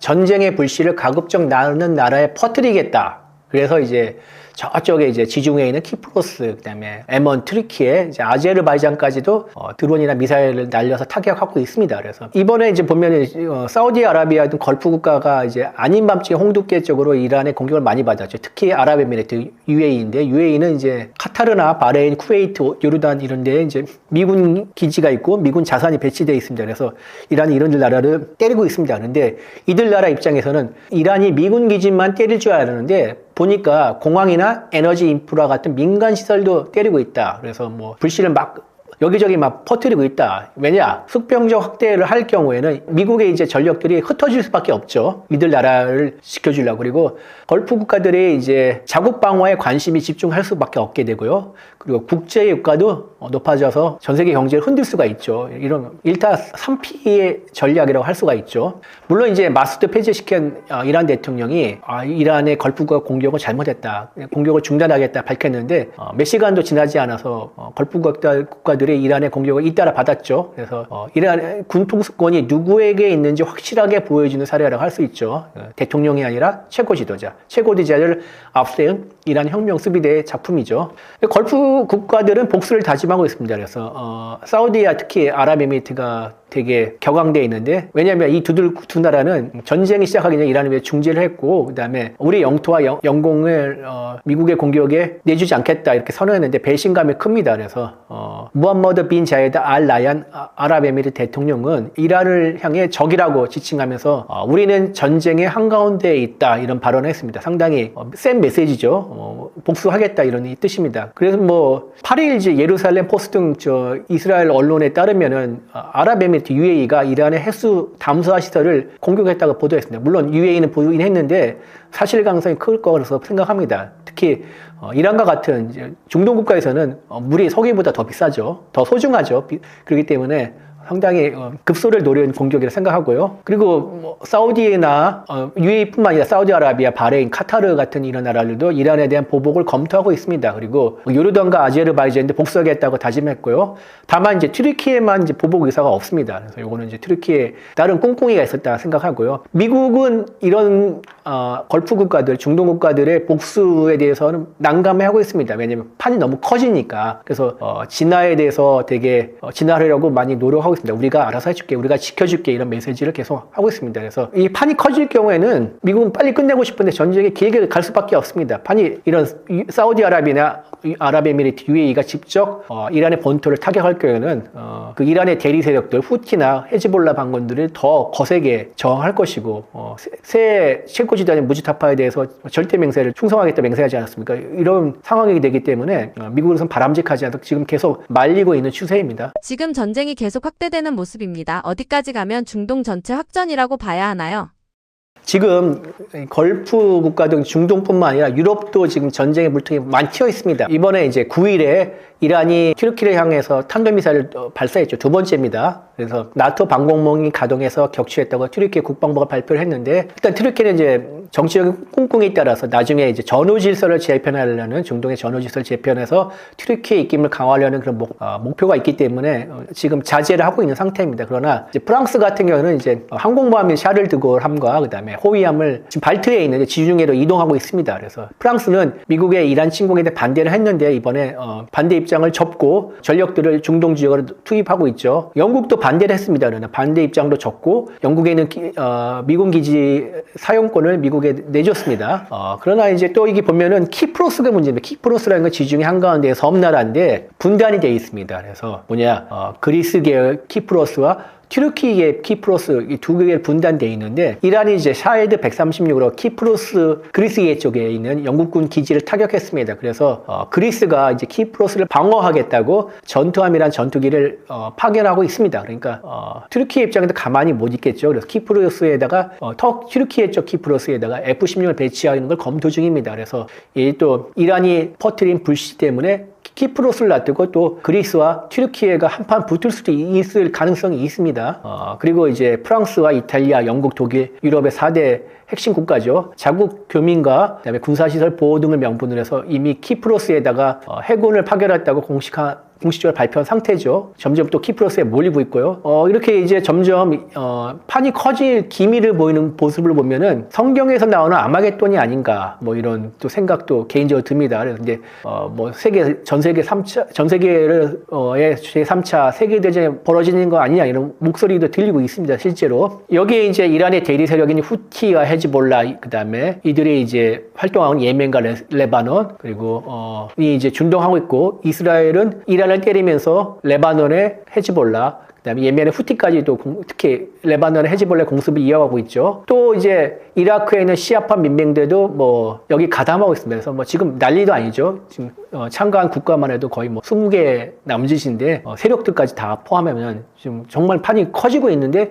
간신히 이제 미국이 누르고 있는 상태입니다. 그래서 앞으로 관건이 이제 세 가지 변수가 있는데, 호르무즈 해협이 완전히 봉쇄되냐, 그리고 그 봉쇄가 오래 가느냐, 첫째. 둘째는 사우디아라비아나 아랍에미리트가 공식적으로 참전을 하느냐. 셋째는 이스라엘이 다층적 지상전을 수행하느냐. 그러니까 가자지구, 레바논, 시리아, 이라크 이런 데 지상군을 투입하느냐. 이 세 가지 변수에 따라서 판이 더 커질 수 있다고 생각합니다. 이렇게 되면은 이 세 가지 변수가 다 현실화할 경우는 이건 진짜 3차 대전이죠. 그리고 이렇게 3차 대전이 벌어지면은 지금까지 팔을 끼고 지켜만 보던 중국과 러시아도 가세를 하겠죠. 그러면 이 핵을 가진 국가들이 중국, 러시아, 미국, 영국, 프랑스 이렇게 있으니까 5개가 지금 다 얽히고 설키는 분쟁의 와중에서 진짜 지구 멸망을 걱정하는 게 아닌가, 이런 우려도 듭니다. 최근 KF-21 전투기에 관심을 보이는 나라가 늘고 있습니다. 실제 수출 가능성이 있나요? 예, KF-21 개발이 순항이죠. 이달 말에 양산 1호기가 항공우주가 있는 카이 사천에서 공개할 예정이죠. 2021년 4월에 CJ가 1호기가 출고했으니까 5년 만의 일이죠. 그리고 올 하반기는 공군에 인도돼서 실전 배치할 예정이고요. 굉장히 사업 진행도가 빠릅니다. 그래서 현재는 이제 공대공만 가능한 블록 1인데 공대지와 공대해 공격이 가능한 블록 2로 업그레이드 예정이고요. 이게 당초 블록 2 개발 일정이 2028년이었는데 1년 6개월 앞당겨서 2027년 상반기 전력화를 목표로 개발 중이고요. 국산 무장 10여 종을 통합할 예정입니다. 그래서 그리고 블록 2에 대한 이제 시험 평가는 2027년부터 순차적으로 진행할 예정입니다. 상당히 빠르고요. 이렇게 이제 빨라지니까 해외에서 관심이 막 쏠리고 있죠. 지난달에 사우디 공군 사령관을 일행이 경남 사천 카이 본사를 방문해서 이제 KF-21을 둘러봤죠. 그리고 아랍에미리트, UAE랑 필리핀이 KF-21 도입 가능성 검토하고 있고요. 폴란드 같은 경우에도 KF-21을 유심히 주시하는 중이라는 그런 말을 했습니다. 그러나 이제 KF-21이 수출할 가능성이 높아졌는데 실제로 손에 쥔 건 없습니다. 딱 하나 확실한 건 인도네시아. 그 말도 많고 탈도 많은 공동 개발국이기 때문에 KF-21의 블록 1을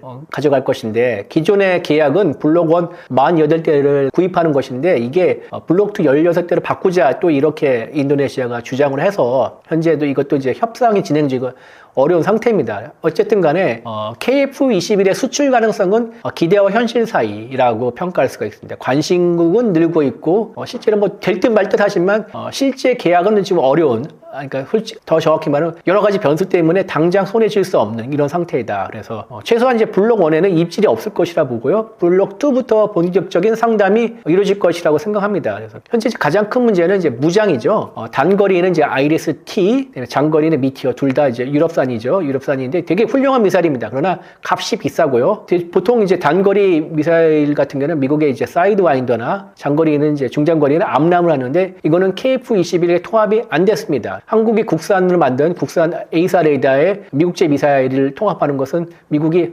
절대까지 전례상 허락을 하지 않을 것이라 생각하기 때문에 그래서 이제 KF-21은 국산 공대공 무장을 개발하고 있는데 이제서야 개발 시작했기 때문에 2030년대 중반에서나 나올 것 같습니다. 그래서 이들 미사일이 되게 이제 개발 목표로 상당히 뛰어난 미사일입니다. 그러나 성능이 뛰어나지만 당장 손에 쥘 수 있는 공대공 무장은 없다. 이게 문제죠. 그리고 이제 KF-21의 엔진은 이제 제너럴 일렉트릭에서 만든 F414, GE400K 두 개를 장착했죠. 쌍발이니까. 이게 이제 15,000파운드 포스급 추력인데 하나 에어로스페이스가 면허 생산을 하고 있습니다. 그런데 이게 이제 미국 업체 엔진을 탑재한 전투기이기 때문에 제3국에 수출할 경우에는 아이타르 국제무기 거래 규정에 따라서 미국의 승인 절차를 거쳐야 됩니다. 그래서 미국이 수틀리면 또 이게 또 딴소리 할 수가 있죠. 그래서 이런 게 또 문제입니다. 다행히 전망은 나쁘지 않습니다. KF-21의 한 대당 가격이 한 6천만 달러 정도, 7천만 달러는 안 넘을 거라고 카이가 얘기하는데 블록 1 기준입니다. 다른 나라의 이제 경쟁 전투기와 비교하면 한 80% 수준이고 가성비를 중요하게 여긴 나라에서는 아주 KF-21이 매력적인 선택지일 수밖에 없죠. 그래서 그리고 또 한국은 이제 안정적인 생산 체계를 구축해서 신속한 납품 능력을 인정했죠. 배달의 민족이라고 하죠. 그리고 실제로 이제 폴란드의 FA-50 12대를 역대 최단 기간을 납품해서 그게 한국이 배달의 민족이라는 것을 여실히 자랑을 했죠. 그리고 아까 말씀드린 이제 엔진이 문제가 있는데 국산 첨단 엔진 사업도 시작했습니다. 2039년까지 좀 멀긴 하지만은 3조 3,500억 원을 투입해서 16,000파운드 포스급의 국산 엔진을 독자 개발하는 사업을 하고 있기 때문에 이런 또 엔진 문제도 해결할 가능성이 높다고 생각합니다. KF-21은 4.5세대 전투기라고 불립니다. 세계 전투기 시장에서 경쟁력이 있나요? KF-21은 4.5세대 전투기라고 하죠. 본격적인 5세대 전투기는 아니기 때문에. 그러나 처음 설계 단계에서부터 5세대로의 업그레이드를 염두에 두고 했기 때문에 그리고 이제 완전히 처음부터 완성형이 아니라 단계별로 블록 2, 블록 3를 거치며 단계적으로 성능을 확장하는 구조가 설계되어 있기 때문에 5세대로의 확장 가능성이 충분히 있습니다. 그래서 혹자는 4.75세대다 이런 얘기를 하죠. 그리고 레이더 반사 면적도 F-35 스텔스급은 아니지만 다른 4세대 전투기보다는 뛰어난 편입니다. KF-21은 이제 가격도 비싸고 운영이 비싼 5세대 스텔스 전투기와 낡은 4세대 전투기 사이에서 핵심적인 경쟁력을 가졌다고 평가를 받고 있습니다. 실제로 이제 전 세계 전투기 시장을 보면 5세계 전투기는 F-35가 독주 체제를 굳히고 있는데 4.5세대 전투기는 이제 유럽의 라팔, 유로파이터, 그리핀 같은 게 나름 위치를 확고히 잡고 있습니다. 그래서 이게 이제 특히 라팔과 유로파이터, 그리핀 이들 전투기는 한동안 수출이 부진했는데 지금 잘 되고 있거든요. 그만큼 수요가 있다. 4.5세대 전투기에. 그런데 여기에 더해서 A사 레이더, 고성능 A사 레이더와 우수한 무장 탑재량, 그다음에 세미 스텔스 기능, 그다음에 뛰어난 전자적 능력을 갖춘 KF-21이 매력적일 수밖에 없는 이유고요. 그래서 가격 경쟁력을 바탕으로 이제 글로벌 시장에서 높은 수요가 있기 때문에 KF-21의 수출 전망성이 상당히 있다 생각하고 특히 이제 거듭 얘기지만 스텔스 전투기에 필요한데 예산이 좀 모자란 국가들한테는 KF-21만큼 매력적인 옵션이 없을 것이다. 그렇게 생각하죠. 또한 정치 외교적 제약 때문에 미국으로부터 F-30 도입이 어려운 국가들 사우디아라비아나 아랍에미리트가 UAE가 F-35를 살려가지고 한번 빠꾸를 당했죠. 이런 나라들한테는 매력적이게 되죠. 그리고 KF-21은 블록 2 이에 이제 블록 3에서 내부 무장창이나 외부에 달린 센스를 이제 매립하는 등 스텔스와 계획이 있기 때문에 앞으로 점점 매력이나 가치는 더 커질 것이라고 생각합니다. 사우디나 동남아 국가들이 관심을 보인다는 이야기도 있습니다. 가능성이 있는 국가는 어디인가요? 예, KF-21의 잠재 수요국을 보통 이렇게 얘기합니다. 이제 5세대 전투기를 도입하고 싶은데 예산이나 또는 정치적 이유 때문에 어려운 좌절하는 국가, 그리고 아니면은 F-16이나 미그-20 등 노후기체를 교체해야 될 만한 국가, 그리고 미국과 러시아, 유럽 사이에서 외교적 균형을 해야만 하는 국가, 또는 공동개발, 기술 이전, 현지 생산 등 산업혁명을 중시하는 국가. 이렇게 하나, 둘, 셋, 네 가지 조건이 있는데 이 네 가지 조건에 공통적으로 겹치는 나라가 있습니다. 아랍에미리트죠. 지난해 11월에 정상회담에서 100년 동행을 약속했고요. 지난달 이제 강훈식 대통령 비서실장과 그다음에 칼둔 칼리파 알 무라바크 UAE 아부다비 행정청장, 영국의 이제 맨체스터 시티 FC 회장이죠. 두 사람이 특사 외교를 했는데 그 특사 외교를 통해서 양국은 방산 분야에서만 350억 달러의 협력을 하겠다. 그래서 이렇게 이제 했는데 방산 분야에서는 구체적인 얘기는 밝히지 않았지만 통합 방공 무기, 첨단 항공 전력, 해양 전력 등에서 350억 달러를 협력하겠다는데 첨단 항공 전력은 KF-21이 아닌가 다들 추정하고 있죠. 그래서 5월에 이제 정상회담에서 구체적인 윤곽이 드러날 것으로 보입니다. 그래서 아랍에미리트 UAE는 KF-21의 이제 차기 성능, 차기 블록 개발에 적극적으로 참여할 것으로 보이고요. 그리고 아랍에미리트의 생각은 이런 겁니다. 성능을 개량한 KF-21을 UAE 전용 형상으로 현지에서 생산하기를 원할 것으로 보입니다. 그리고 KF-21 이제 5세대 스텔스 블록 3를 양국이 공동 개발해가지고 공동 수출하는 것도 원할 것으로 보입니다. 그래서 우리가 어느 지까지 합의할 것인가가 문제인 것 같은데 좀 지켜봐야 될 상황이고요. 또 하나 거론되는 국가가 이제 필리핀인데, 필리핀은 이제 멀티로 파이터 사업, 다목 전투기 사업을 하고 있는데, 필리핀에는 이제 소위 말하면 본격적인 전투기가 없죠. 전투기라고 할 수 있는 건 한국에서 수입한 FA-50인데 중국과의 남중국해에서 영유권 문쟁이 격해지고 있으니까 본격적인 전투기, 멀티롤 파이터, 다목적 전투기를 구입하는 사업을 추진했습니다. 그래서 원래는 미국의 F-16V 바이퍼를 노렸으나 워낙 비싸가지고 사실상 포기했죠. 그래서 스웨덴의 이제 그리펜과 KF-21을 두 개를 놓고 검토 중인데, KF-21의 이제 가격과 성능 이런 면에서 우위이기 때문에 필리핀이 더 관심이 많아지는 것 같습니다. 특히 필리핀 밀리터리 매니아들은 KF-21을 상당히 밀고 있는 분위기죠. 물론 밀리터리 매니아가 전투기를 선정하는 거 같은데 우호적인 여론이 형성되어 있는 것은 사실입니다. 그 필리핀은 이제 2014년에 FA-50을 12대를 도입했고요.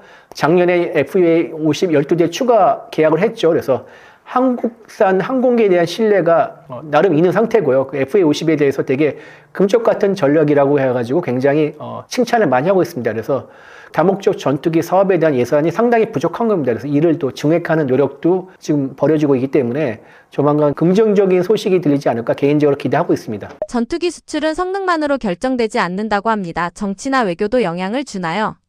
당연히 주죠. 기본적으로 무기 수출은 G2G, 정부 대 정부, 거버먼트의 그런 형식의 계약입니다. 방산회사가 수출하는 형식이라 해도 무기를 수입하는 나라는 무기를 파는 정보를 보고 계약을 맺습니다. 그렇기 때문에 전투기 수출은 때로는 성능보다 정치 외교가 훨씬 더 중요합니다. 그래서 가끔씩 성능은 필요 조건이지만 정치 외교가 충분 조건이라는 말도 합니다. 그래서 그리고 또 방산 수출은 외교 전략과 아주 밀접하게 연계가 됐는데요.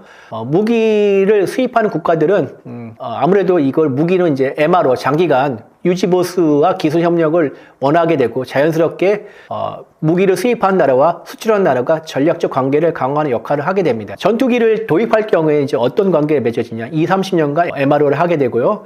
그다음에 조종사를 훈련하는 프로그램이 있기 때문에 군사 교류가 있을 수밖에 없고, 그리고 또 공동 훈련을 할 수가 있게 됩니다. 그러면은 실질적인 군사 동맹 관계로 나아갈 수도 있고요. 그리고 혹시나 이제 데이터 링크를 공유하게 될 경우는 작전 통합까지 나갈 수 있는 수준에 이르게 됩니다. 그래서 특히 이제 전투기는 아니지만 이제 무기 수출에서 정치가나 외교가 중요하다는 대표적인 사례가 이제 한국이 노르웨이 차세대 주력 전차 사업에서 2023년 이제 패했죠. 독일한테 패했죠. 레오파르트 2A7. 노르웨이가 이제 레오파르트 2A7 54대를 도입하는 걸 확정했는데 성능 시험 평가에서는 K2가 상당히 앞섰습니다. 우리의 이제 방사청에 해당하는 노르웨이 조직에서는 K2를 사야 된다는 보고서를 내렸죠. 그러나 결국 선택은 독일이 됐습니다. 왜냐하면 독일과 노르웨이는 같은 나토 회원국이죠. 북대서양 조약기구. 그래서 정치 군사적 동맹 관계도 생각했고 이미 이제 노르웨이 육군은 독일제 전차 레오파르트 9형을 몰고 있기 때문에 호환성도 생각했고요.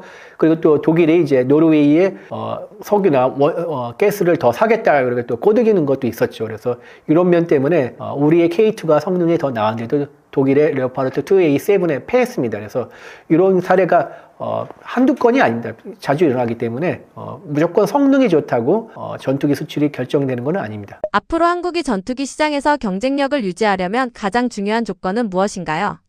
KF-21은 4.5세대 전투기죠. 그래서 본격적인 스텔스 전투기, 5세대 전투기 F-35보다는 성능이 좀 아래에 있지만은 획득 비용이나 운영 비용이 상당히 쌉니다. 그래서 이게 KF-21이 노릴 수 있는 가장 현실적인 틈새입니다. 그런데 이것만 가지고는 부족합니다. 그래서 중요한 조건은 지속 가능하게 비용과 성능의 균형을 그다음에 개방형 설계를 중심으로 업그레이드 가능한 플랫폼으로 KF-21을 만드는 것 이게 중요합니다. 앞서 말씀드렸듯이 전투기는 한 번 쓰고 그냥 버리는 게 아니라 수십 년 동안 MRO도 하고 이런 특성이 있기 때문에 고객이 자국의 미사일이나 뭐 어떤 장비를 KF-21에 달고 싶다 그러면 이거를 달 수 있도록 통합할 수 있도록 허용해주고 그런 개방형 체계가 필요하고 소프트웨어나 이런 센서를 계속 업그레이드 할 수 있도록 이런 필요가 필요합니다. 그래서 물론 업그레이드를 전제로 한 설계나 타국의 센서나 무장을 쉽게 통합해주는 이런 아키텍처가 KF-21의 수출 경쟁의 핵심 전제라고 생각합니다. 그리고 거듭 얘기하지만은 MRO 업그레이드 이런 걸 30년 이상 해줘야 하기 때문에 그거를 책임질 수 있는 기반이 마련되는 단순하게 산업이 아니라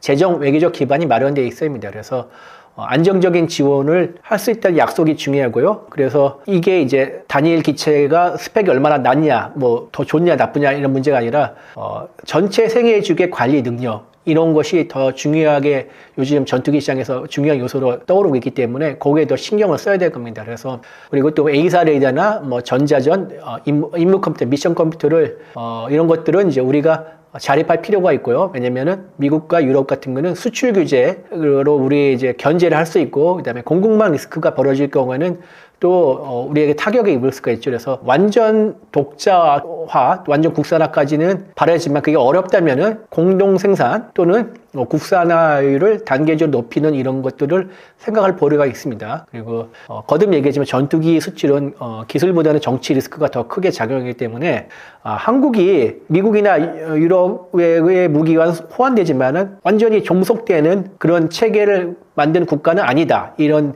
이미지를 널리 알려주고 그거를 홍보해야만 우리가 KF-21 틈새도 뚫고 시장을 장기적으로 확보할 수 있다고 생각합니다. 이번 중동 전쟁을 보면 드론 공격이 크게 늘었습니다. 지금 전쟁에서 드론이 핵심 무기가 된 건가요? 21세기 전쟁에서 드론이 핵심 무기로 등장했습니다. 근데 드론의 무기화는 우리 생각보다 훨씬 일찍 시작이 했습니다. 제1차 세계대전까지 올라가는 경우가 있는데요. 당시에 이제 무선 조정, 복역기에다가 무선 조정 장치를 달았고, 그다음에 폭탄을 장착해서 그거를 이제 적진에다가 뭘 돌진하는 그런 시도가 있었습니다. 근데 전쟁이 끝나서 이제 이게 무산이 됐고요.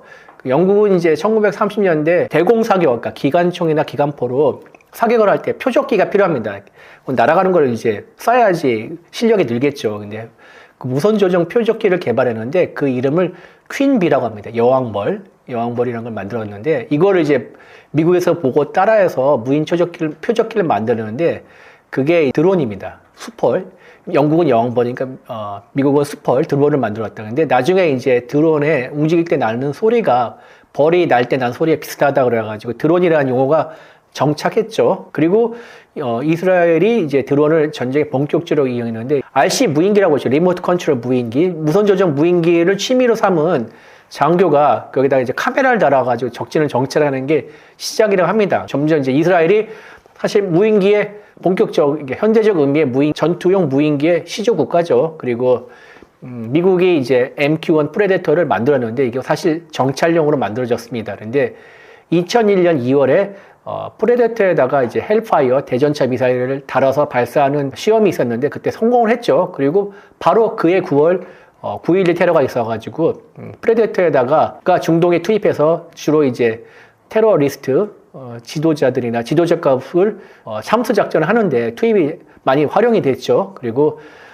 드론이 정말 전쟁에서 큰 역할을 한 거는 이제 2020년 아제르바이잔 아르메니아 전쟁에서 아제르바이잔이 이제 이스라엘의 드론을 적극적으로 이용해서 정찰이나 공격 그리고 방공망 제압할 때 활용했는데 이때가 현대 드론 전쟁의 시작이라고도 많이 평가합니다. 그리고 이제 결정적인 게 2022년 일어난 이제 러시아 우크라이나 전쟁이죠. 그때 드론의 진가가 발휘했죠. 전쟁 초기에는 우크라이나가 튀르키예에서 사온 이제 바이락타르 TB2라는 무인기를 적극적으로 활용해서 큰 재미를 봤죠. 근데 러시아가 이제 야전 방공에 이제 신경을 쓰면서 바이락터 TB2의 모습은 이제 보기 어려졌고 이후 나온 게 이제 우크라이나의 민간 동호회 아에로로즈비드카라는 데가 쿼드로콥터 4개의 회전절개에 달린 쿼드로콥터에다가 수류탄이나 박격포탄을 달았다가 적진 적의 기갑차량이나 참호 위에서 떨어뜨리는 방식으로 드론 공격을 시도했죠. 그래서 이게 이제 재미를 봐가지고 널리 퍼졌고 그리고 이제 경주용 FPV 드론 1인칭 시점 드론이라고 하죠. 이 고글을 쓰면서 실제 이제 날아가는 비행기를 조종하는 것처럼 조종할 수 있는 이제 FPV 드론에다가 주로 이제 RPG-7이라고 가지고 그 탄두를 달아서 요거로 이제 뭐 러시아의 기갑 차량들을 많이 공격을 했죠. 그래서 드론이 이런 이제 21세기 포병으로 자리가 잡았죠. 우크라이나 전쟁에서 보면은 러시아나 우크라이나 전차나 장갑차 보면은 그물이나 보호할 수 있는 막으로 덕지덕지 붙은 모습을 아주 기괴한 모습은 나타나는데 이게 다 드론 때문입니다. 그래서 드론 같은 경우는 이제 작고 속도가 빨라서 참지하는 것도 어렵고 격추하기도 까다롭죠. 그런데 제밍에 전파방에 약합니다. 무선으로 조종하니까. 그래서 유선 케이블로 조종하는 드론도 나왔습니다. 그래서 우크라이나에서 이제 러시아와 우크라이나는 드론을 둘러싼 창가 방패 싸움을 치열하게 벌이고 있습니다. 우크라이나는 전반적으로 전쟁에서 이제 러시아에 밀리고 있지만 4년 넘게 끈질기게 버틸 수 있는 배경엔 드론이 있습니다. 드론은 흔히 말하는 전장의 안개를 없애주고 있죠. 전장의 안개는 뭐냐면 안개가 끈 것처럼 전장의 다양한 요소 때문에 제대로 파악을 못하는 그런 요소들 말하는데 얼마 전에 이제 나토의 해지 후구 훈련이라는 게 있었습니다. 연합 훈련이 있었는데 여기에 우크라이나를 초청했습니다. 근데 우크라이나가 가상 전투에서 나토군을 박살을 냈는데 드론 때문입니다. 우크라이나는 이제 드론으로 나토군의 위치를 속속들이 파악하고 그 해당 좌표의 위치에다가 포격을 가하는 이제 가상 포격을 가했죠. 그래서 근데 나토군은 위장을 소홀히 했습니다. 그러니까 설마 이게 걸릴 것인가. 한번 드론으로 한번 당해본 사람과 당해보지 않은 사람은 이렇게 차이가 나는 거죠. 드론으로 적의 위치를 파악하면 신속하고 정확한 타격이 가능하게 됐죠. 그래서 전장의 안개가 사라졌다 이런 평가를 받고 있습니다. 그래서 앞서 전후에서 말씀드렸듯이 러시아는 이란으로부터 사이드 136을 수입했고 또 그걸 또 현지 생산하고 있죠. 나름 안간힘을 쓰고 있는데 이렇게 드론이 점점 현대 전쟁의 중요성이 더하고 있는데 아직까지 게임 체인저라고 평가를 못 받습니다. 우크라이나 전쟁에서도 마찬가지지만 포병은 지금도 21세기에도 전쟁의 신의 역라고 위치를 내주지 않고 있습니다. 전투의 승리를 결정지는 것은 포병의 집중 사격이라고 합니다. 그리고 아직까지도 전차는 물론 드론의 공격을 받고 있지만은 전선을 뚫는 데 제 역할을 하고 있고 공격 헬기도 나름 역할을 하고 있습니다. 드론이 하나 더 추가한 거죠. 그래서 뭐 러시아가 우크라이나 드론에 당하는 거는 드론이 물론 무서운 무기라는 것도 있지만 그보다는 러시아가 제대로 잘 못 싸웠기 때문이라고 다들 얘기합니다. 이란은 샤헤드 드론을 계속 사용하고 있습니다. 이런 드론 전략을 쓰는 이유는 무엇인가요? 앞서 말씀드린 대로 이란은 공군력이 약합니다. 그래서 국제 제재 때문에 외국으로부터 전투기를 수입을 하지 못하고 있습니다. 이 때문에 비대칭 전력에 집중적으로 투자하는데 그 중에 하나가 드론이죠.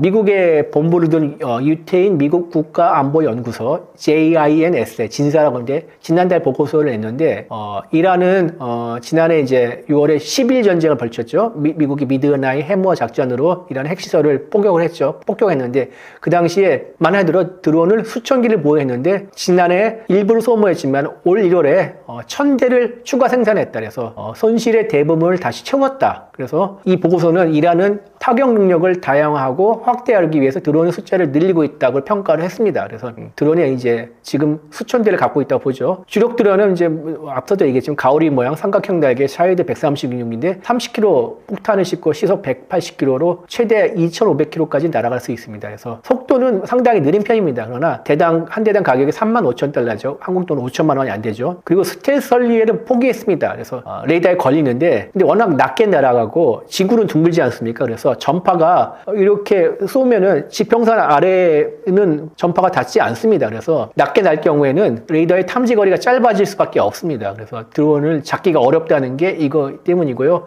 그리고 또 저속으로 날기 때문에 전투기가 드론을 잡으려면은 아까 시속 180km이지 않습니까? 근데 전투기가 마하로 나는 전투기가 시속 180km 날 경우에는 실속으로 추락할 수가 있습니다. 그래서 드론을 잡을 때는 보통 헬기나 아니면 프로펠러 항공기를 많이 사용합니다. 그래서 사이드제 130격 같은 경우는 항법은 위성항법 GPS로 해서 좌표를 입력하면 알아서 날아가는데 GPS 전파를 이제 방해하는 제밍에는 약합니다. 그래서 이란은 뭐 어떻게 하냐? 양으로 승부합니다. 그래서 때로 날리는 거죠.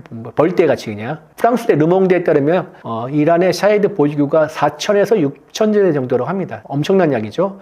그리고 또 섞어 쏘기를 합니다. 보통 탄도미사일을 한 발 쏘면은 10대 샤헤드 136을 쏘죠. 그래서 적의 방공망에 과부하를 걸어서 혼란스럽게 하고 대응 능력을 떨어뜨리고 그리고 방공무기를 소진하는 전술이죠. 그리고 계속 얘기하지만 샤헤드 136 비행거리가 이제 2,500km 굉장히 길기 때문에 이란의 수병적 확대 전략에도 아주 유효합니다. 그리고 이번 전쟁에서 이란 드론의 정확도가 예상보다 높아서 미국을 깜짝 놀라게 했는데요. 2일 이제 사우디아라비아에 있는 리야드에 있는 이제 미국 대사관이 드론 공격을 받았는데 지붕을 바로 때렸다고 합니다. 그래서 굉장히 정확하게 한 거죠. 앤드루 고서프 네덜란드 라이덴 대학의 교수는 이제 프랑스의 리베라시온과 인터뷰에서 이란의 드론은 지난해보다 더 정확도가 높아졌다. 그래서 미국 대사관 공격에서 그것을 볼 수 있다고 짚었죠. 드론은 수천만 원인데 요격 미사일은 수십억 원이라고 합니다. 이런 구조라면 방어가 더 불리한 전쟁 아닌가요? 그렇죠. 이란의 샤헤드 136 아까 말씀드린 한 대당 35,000달러, 한국 돈으로 5천만 원도 안 되죠. 그런데 패트리어트 한 발당 390만에서 뭐 400달러, 뭐 400만 달러. 이게 뭐 이제 모델에 따라 다른데 뭐 대충 이 정도 됩니다. 그래서 얼추 샤헤드 136 100대 값이죠. 그리고 패트리어트보다 상대적 싼 천국만 해도 15억 원이라고 하니까요. 뭐 이게 뭐 계산해서는 뭐 답이 안 나오죠. 이런 이제 비싼 요격 미사일로 샤헤드 136을 잡을 경우 족족 사냥할 경우 천조국 국방비가 한국 돈으로 1,000조 원 된다는 천조국 미국이라도 부담스럽고 오일 머니가 펑펑 나는 산유국인 걸프 국가도 눈살이 찌푸려질 수밖에 없죠. 지금까지 이제 걸프 국가들을 개전하고 난 다음에 장기적인 결과를 생각하지 않고 일단 영토로 날아오는 모든 발사체는 다 요격했습니다. 그래서 뭐 지금까지 뭐 아랍에미리트 같은 경우는 뭐 상당히 전과가 훌륭한데 다만 이제 요격 미사일의 재고가 신경 써야 될 상황이 왔죠. 그래서 앞으로 이걸 채우지 못할 경우는 영토 전체를 막는 건 포기하고 군사 핵심 시설이나 정부 핵심 시설 보호하는 데만 집중할 수밖에 없게 된 그런 상황이 올 수도 있습니다. 그래서 이제 미국과 걸프 국가는 그래서 이제 SOS를 쳤는데 누구한테 쳤냐? 전 세계 최고의 샤헤드 136 3단군이 우크라이나이죠. 2022년부터 이 피해를 당했으니까 나름 누워하고 있습니다. 그래서 우크라이나는 독자적인 다층 방공망을 만들었는데요.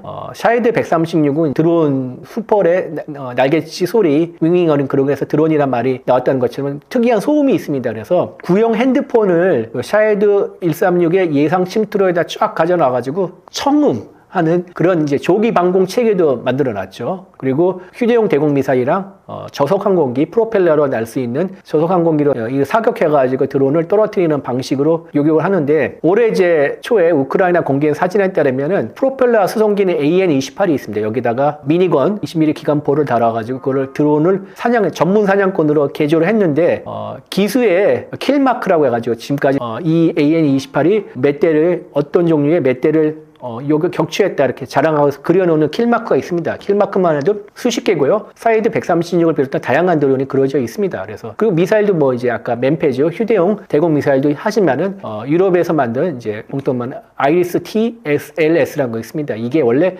KF-21에도 다른 단거리 공동 미사일 아이리스 T를 간략화한 다음에 픽업 트럭 같은 작은 차량에도 19단위 발사할 수 있도록 개조한 건데 최대 사거리가 12km 정도 됩니다. 이걸로 이제 드론 사냥을 하고 있죠. 그리고 기관포와 기관총도 드론 사격에 동원됩니다. 워낙 저속이고 저공 비행이기 때문에 가능하죠. 여기에 또 하나 우크라이나의 비밀 병기가 있습니다. 바로 유경용 드론. 드론으로 드론을 잡는다 이런 아이디어인데 우크라이나의 드론 제조사인 와일드 호넷이 만든 스팅이라는 유경용 드론이 있는데요. AI 기반 자동 유도 시스템이 있기 때문에 시속 280km로 비행하면서 드론을 쪽쪽 잡을 수가 있습니다. 그래서 제조사에 따르면은 요격 성공률이 80에서 90%라고 하는데 우크라이나가 지난달에 이제 러시아의 장거리 자폭 드론을 70% 이상을 스팅과 같은 요격 드론이 격추했다 발표를 해서 이를 입증을 했죠.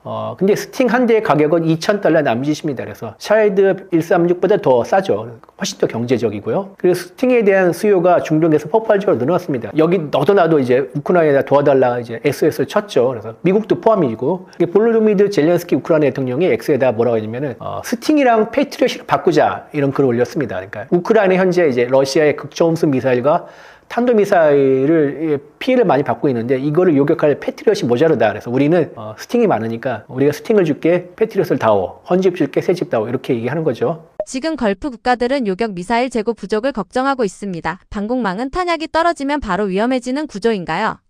예, 총을 생각하면 이해가 쉽습니다. 총으로 탄창을 다 쏘면은 무용지물이죠. 물론 이제 총은 이제 샷건을 해서 돌격할 수도 있지만은 미사일은 그렇지 못하죠. 쓸모없는 거치장스러운 무기로만 전략하는 거죠. 미국의 이제 전략국제문제연구소 CSIS로 굉장히 유명한 싱크탱크가 있는데 5일 이제 보고서에 따르면은 개전 100시간에 미국이 사드는 24발, SM3는 24발, 이지스함에서 발사하는 함대공 미사일입니다. 근데 SM2와 6는 96발, 역시 이지스함에서 발사하는 건데 팩3 MSE는 64발을 소진한 것을 분석했고요.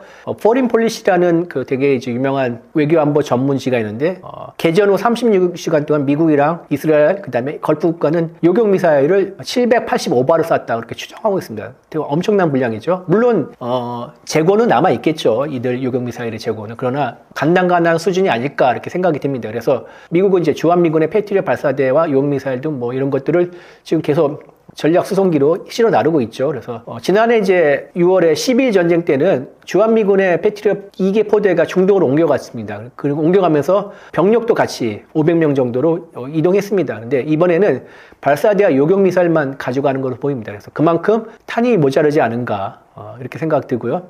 주한미군의 이제 패트리엇 포대는 모두 8개인데 지난해 2개가 중동으로 갔다가 1개만 복귀했습니다. 그래서 이번에 2개 내지 3개 분량이 나갈 것으로 보이니까 한국의 방공망이 그만큼 좀 성기지 않았나 이런 우려가 있습니다. 특히 사드가 아까 말씀드린 사드 레이더가 중동 지역에 2개 내지 3개가 파손이 됐기 때문에 사드도 되게 모자르고 레이더는 더 모자르기 때문에 한국의 사드 성주에 배치된 사드도 이동이 있을 것으로 개인적으로 생각합니다. 그리고 이제 사드 패트리엇 제조사인 이제 로키드 마틴은 미 육군과 계약해가지고 생산량을 늘리겠는데 사드 같은 경우는 연간 생산량이 지난해 96발입니다. 근데 이거를 7년 후에 2032년에 400발로 생산하겠다. 그리고 패트리엇은 지난해 600발인데 2032년에 2000발로 생산하겠다. 그러니까 대략 뭐 3배, 4배 더 늘리겠다. 이렇게 계약을 했는데 2030년 일이지 2026년 일은 아니죠. 그만큼 그래서 이제 트럼프 대통령이 이런 이제 방산업체 CEO들을 만나서 지금 무기 생산을 4배로 늘릴 것을 요구했는데 요구한다 그게 금방 되겠습니까? 인력과 설비를 갖추려면 시간이 걸리고 이것도 몇 년 후의 일이죠. 그래서 당장은 지금 간당간당한 수준에서 아슬아슬하게 전쟁을 치러야 되지 않을까 생각합니다. 그래서 앞으로 전쟁의 승부가 미국과 이스라엘, 그다음에 걸프국가의 요격 미사일이 얼마큼 남아있냐 또는 이란의 드론과 미사일이 얼마큼 남아 둘 중에 어느 게 먼저 떨어질까에 갈린다는 분석이 지배적입니다. 이스라엘에서는 레이저로 미사일을 요격하는 무기도 개발하고 있습니다. 이런 기술이 전쟁을 바꿀 가능성도 있나요? 이스라엘은 아이언돔이라고 아주 유명한 방공 체계가 있죠. 근데 아이언돔에 이어서 또 아이언빔, 레이저를 발사하는 아이언빔도 만들었습니다. 아이언돔은 이제 나름 괜찮은데 결점이 있습니다. 한 발의 비용이 너무 비싸다는 건데요. 레이저를 쏘아가지고 비용을 크게 절약하는 것이 목표로 해서 했는데 아이언빔의 1회 발사 비용은 이제 보통 레이저는 한 번 쏘는데 2,000원 남짓 걸린다고 그렇게들 얘기를 합니다. 그래서 굉장히 싸죠. 레이저가 이게 한 2km 정도에 있는 드론이나 포탄, 다연장 포탄을 요격할 수가 있고요. 5초에서 6초 정도를 쫙 째줘야지 격파가 됩니다. SF 영화 나온 것처럼 한번 쏘가지고 펑 터지는 게 아닙니다. 그래서 1분당 한 10번 정도 쏠 수가 있고요. 이렇게 가능한 것은 레이저, 섬유 레이저라는데 여러 개의 섬유를 꼬아가지고 에너지를 모아서 고에너지를 만드는 방식입니다. 그래서 아이언빔의 개발에 로키드 마틴이 참여를 했고요. 2014년에 처음 이제 이 시제품을 공개한 다음에 한 10년 정도 개발을 했다고 합니다. 그래서 지난해 9월 작전 운영이 가능하다 판정을 내렸고요. 그러나 이제 작전 운영 판정 이전에 가자 아지곤 전투나 헤즈볼라 전투에서 뭐 실전을 치렀는데 가자 아지곤 전쟁에서는 드론 40개를 격추한 기록이 있고 헤즈볼라 전쟁에서는 드론 35대를 격추한 기록이 있습니다. 그래서 각각 포탄과 드론의 요격 성공률은 86%와 99.9%, 드론 같은 게 특히 더 높다고 이렇게 알려져 있습니다. 근데 레이저 무기가 만능이냐 또 그것도 천하무적이냐 그것도 아닙니다. 레이저 무기 같은 경우에는 기상 상태 영향을 많이 받습니다. 안개나 비가 내리는 상황에서는 빛이기 때문에 굴절, 휘어지거나 산란, 퍼지거나 흡수되는 그런 게 일어날 수밖에 없고요. 그리고 또 이런 탄에다가 알루미늄 호일 같은 거, 반사 물질 같은 거를 이를 감을 경우에는 효력이 감소한다는 그런 또 보고도 있습니다. 그래서 아이언빔의 출력이 33kW인데 좀 약합니다. 그래서 약한데 이걸 좀 더 키우고 싶은데 가장 큰 문제가 이제 발열 문제입니다. 출력을 키우면 키울수록 열을 식히는 게 어려워집니다. 체계가 크기가 커질 수밖에 없는데 이게 가장 기술적 난제인데 미 해군 같은 경우에는 이제 출력을 이제 100kW짜리 그리고 사거리는 5km 넘는 이런 레이저를 개발 중이고요. 그리고 또 이거를 좀 작게 만들어 스트라이커 장갑차 같은데 실을 정도로 줄이려는 그런 노력도 하고 있습니다. 근데 한국에도 한국판 아이언돔이 있습니다. 천광이라고 하는데 국방과학연구소 ADD와 한화에어로스페이스가 공동 개발했는데 출력은 20kW 정도 되고요. 사거리는 3km 정도 됩니다. 그래서 이거를 이제 더 줄여가 2030년 이전까지는 트럭에다 싣고 다닐 수 있는 이동형 모델을 개발할 계획인데 제가 이제 이거를 한번 ADD가 시연하는 걸로 한번 본 적이 있습니다. SF 영화와 같이 레이저가 눈에 보이지는 않습니다. 무색입니다. 무색. 안 보이는데 저기 멀리 쿼드로콥터가 날아가는데 그거를 쭉 몇 초 동안 쏘이더니 그게 이제 구멍이 뽕 뚫리면서 떨어지는 건데 이 과정은 잘 안 보입니다. 안 보이는데 빛이 안 보이니까. 근데 이거를 이제 특수 필터를 찍으면은 특수 필터로 촬영하면 그 레이저 광선이 눈에 보입니다. 그래서 보통 이제 그 사진에 나온 것들은 다 특수 필터로 찍은 것이고 실제는 안 보입니다. 안녕하세요. 저는 중앙일보 국방선임기자 이철재입니다. 요즘에 아침에 일어나면 제일 먼저 인터넷을 켜가지고 중동의 전쟁 상황을 지켜봅니다. 그래서 굉장히 일도 많아지고 힘들기도 하지만은 아직까지 이제 세계에서 평화가 정착되지 않고 수많은 분쟁으로 많은 사람들의 인명을 앗아가고 그리고 고통을 겪고 있는 이 현실 자체가 되게 암담합니다. 제발 조만간 평화가 찾아와서 모두 행복하게 잘 살았으면 좋겠습니다. 그게 국방 선임 기자로서의 바람입니다.